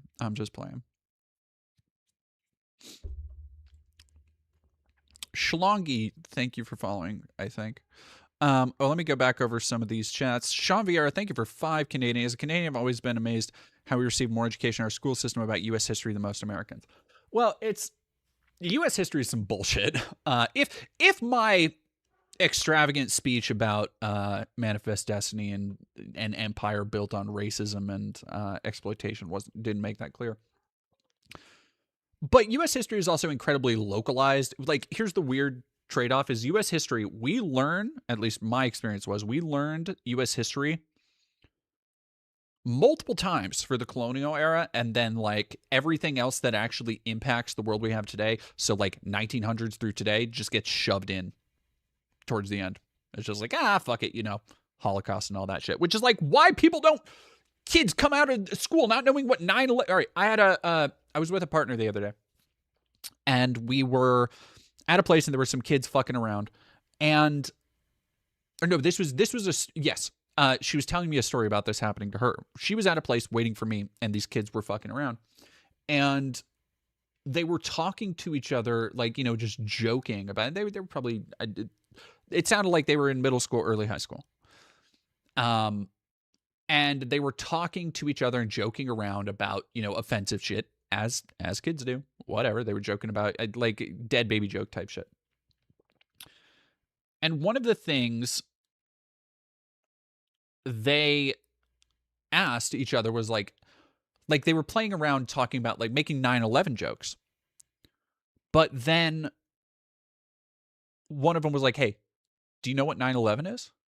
And the other one was like, I know what 9/11 is. Do you know what 9/11 is? And, skip forward a couple, I'm sure, humorous interactions for these children. None of them actually knew what 9/11 was, which is mind-blowing to me. And not just as somebody who grew up in the wake of 9/11, but, like, you're talking about a world-changing event. A event that changed the course, quite literally. It is not an exaggeration to say that 9/11 changed the course of human history. And is the entire reason for so many things we have today.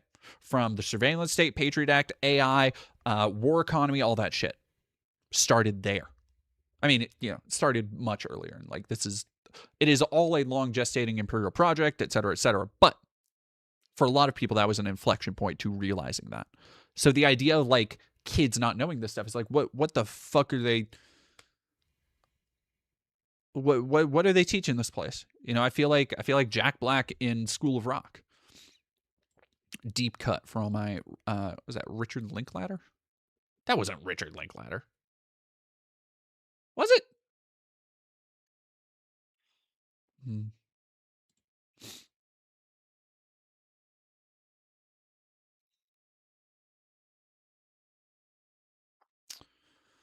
So I want to talk about one last thing.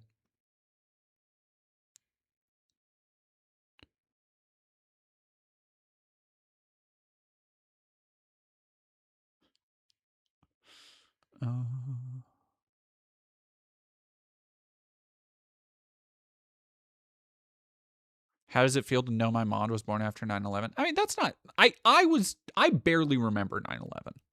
Like, barely. I think I was 5 when the towers fell. So, like, I remember more of the blowback, and I remember more of the atmosphere around it, like, growing up in the shadow of just this massive jingoistic military-industrial project where everywhere you looked was pro-military, pro-war propaganda, which is fucking... So, okay, two things. I want to talk about my ongoing... so for those who don't know, I'm doing a kind of year-long... yeah, they go on video on demand, Snoozy Susie. You can watch from the beginning. I've been going on a year-long kind of project to only play PS2 games and PS2 era games. Two things. One, holy fuck, it's insane how pedophilic like culture has been for so long. So to preface that, I got Guitar Hero Rock the 80s for the PS2 because I've been hankering some Guitar Hero for whatever reason. And having these songs that people call classics from the 80s on that soundtrack, Jesus fucking Christ. The song 17 by Winger, I was just playing the entire time because you have to play through all of them to fucking get to the thing. And I was like playing through it and I'm like, I cannot believe what the fuck that people were like, yeah, no, this is a classic. That and like Once Bitten Twice Shy by Great White. Yeah, classic, and it's just about rape. It's like, fucking what? And then I want to talk about one of my worst experiences where I've been having a good time going back, playing through. First off, playing through PS2 games has been wonderful for me. It really has. It is detaching from like online shit. I'm so excited for the end of the year where I can put this piece together because I've learned a lot more and I've had a lot more to think about and chew on going back to only older games than I initially thought I would. I've played Killer 7 before, All Mind. I've played most of Suda's games before, except I never got all the way through, or I never really played. I played Silver Case and but never finished it, and never played like Sunflower and Moon or whatever it was. But I played most of Suda's other games.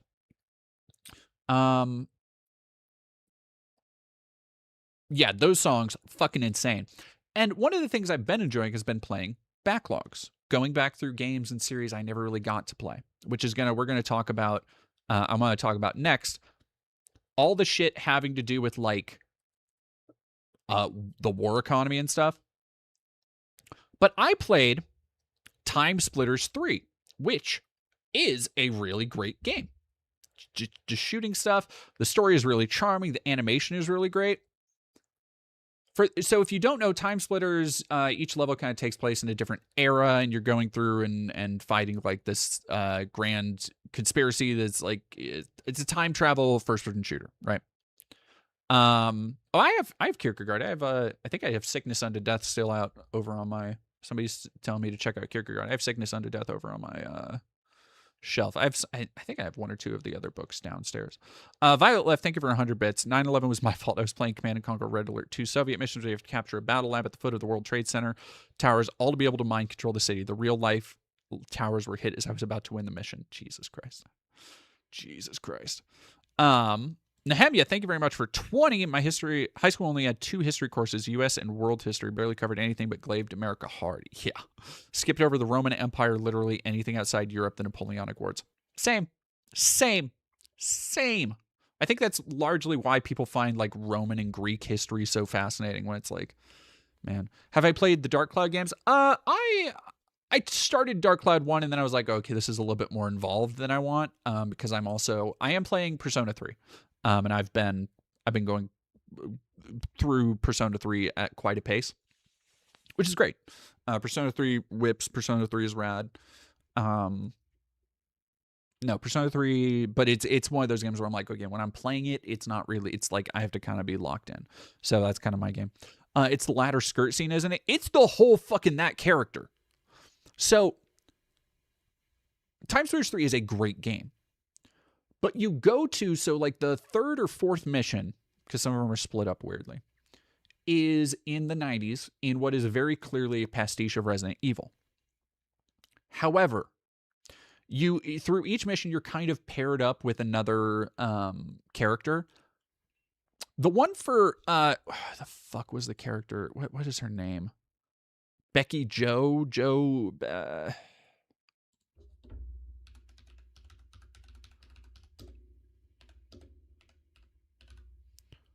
it Becky Joe Beth Casey, that's what it is.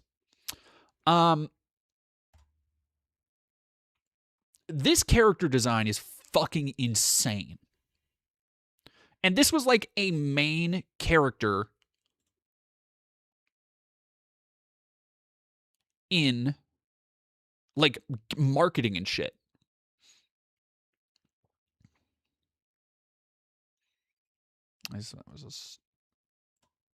Like, here is a promotional wallpaper, dog. Now, for those who can't see, this character has the word slut on her shirt. And when you went, because I was looking at this and I'm like, okay, wait, hang on. Is this, because the way she talks, the way she acts is like a high schooler. And the main character is like probably 40-something-year-old Vin Diesel looking pastiche. And I was like, Joe Beth Casey, how fucking Joe Beth Casey. Look, even when you go to Google it, age is like the second thing right there. As a teenager, estimated to be roughly 15 to 16 years old.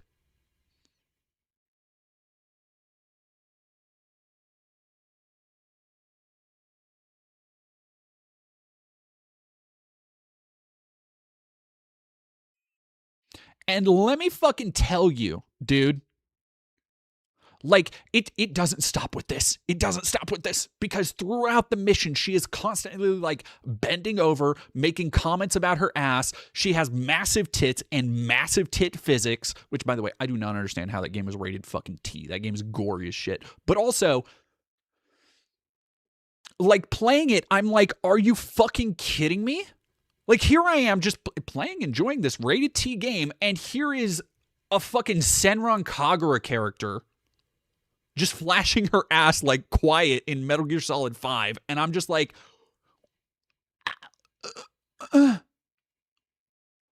like, why? It's so fucking... It's one of those things that makes you realize how deeply entrenched a lot of this shit is. Right? Because at the time, Future Perfect is rated M, not T. Okay, yeah, that tracks more. That tracks more. No, and that's the thing. Nullifier, I was like, okay, I tried to put my head... No, Lollipop Chainsaw was pretty decently into the 360. I was like 2011. I thought it was rated T. That's my bad. It's just...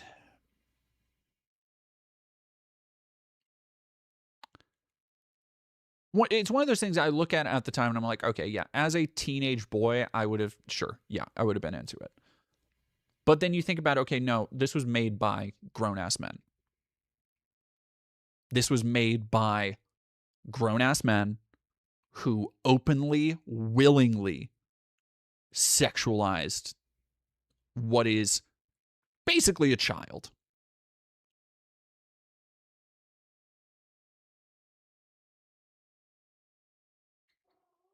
It's just...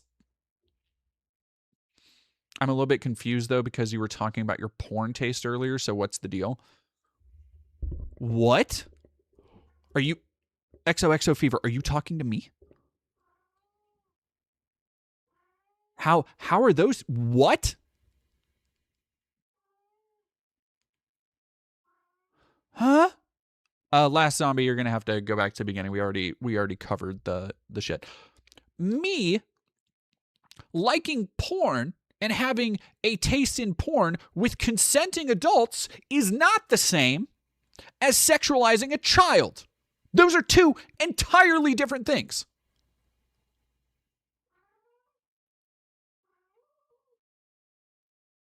Oh wait, okay, wait, hold up. All right, hold on, everybody. I think I mixed up what people were saying. While I do that, Liar Fan, thank you very much for $5. Have you played the Xenosaga trilogy yet? I have not yet. Xeno... Oh, wait, no. Hang on. I think I have Xenosaga 2. I have started actually playing it. I think I have started playing it. Hang on. I'm sorry if I jumped on you. No confusion there. No, that's not what I meant. Okay.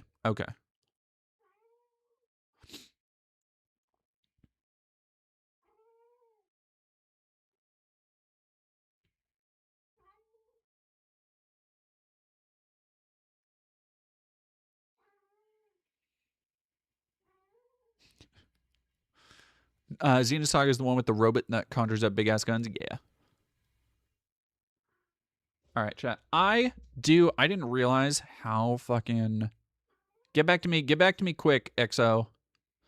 Because I didn't realize how late it's gotten, and I do. No confusion there.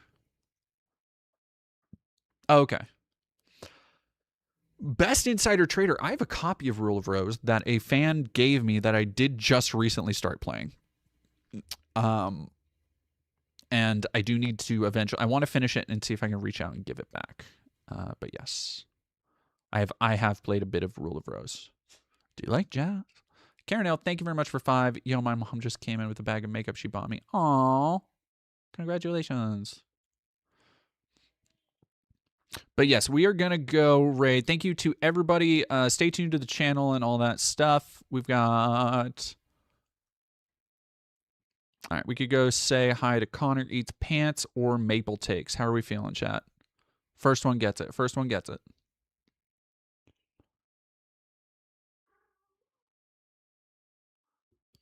Real Alexander, thank you for subbing. Moople. All right, Maple it is. All right, thank you all so much for a wonderful stream. I will try and be back on Monday, covering even more stuff. Oh God, Pink Dawn, don't get me started on missing out on games when they were cheaper. Have a great rest of your night. What do I think of the Lauren Eclipse set? I love it. Morkant, oh, I can't believe. All right, I'm gonna.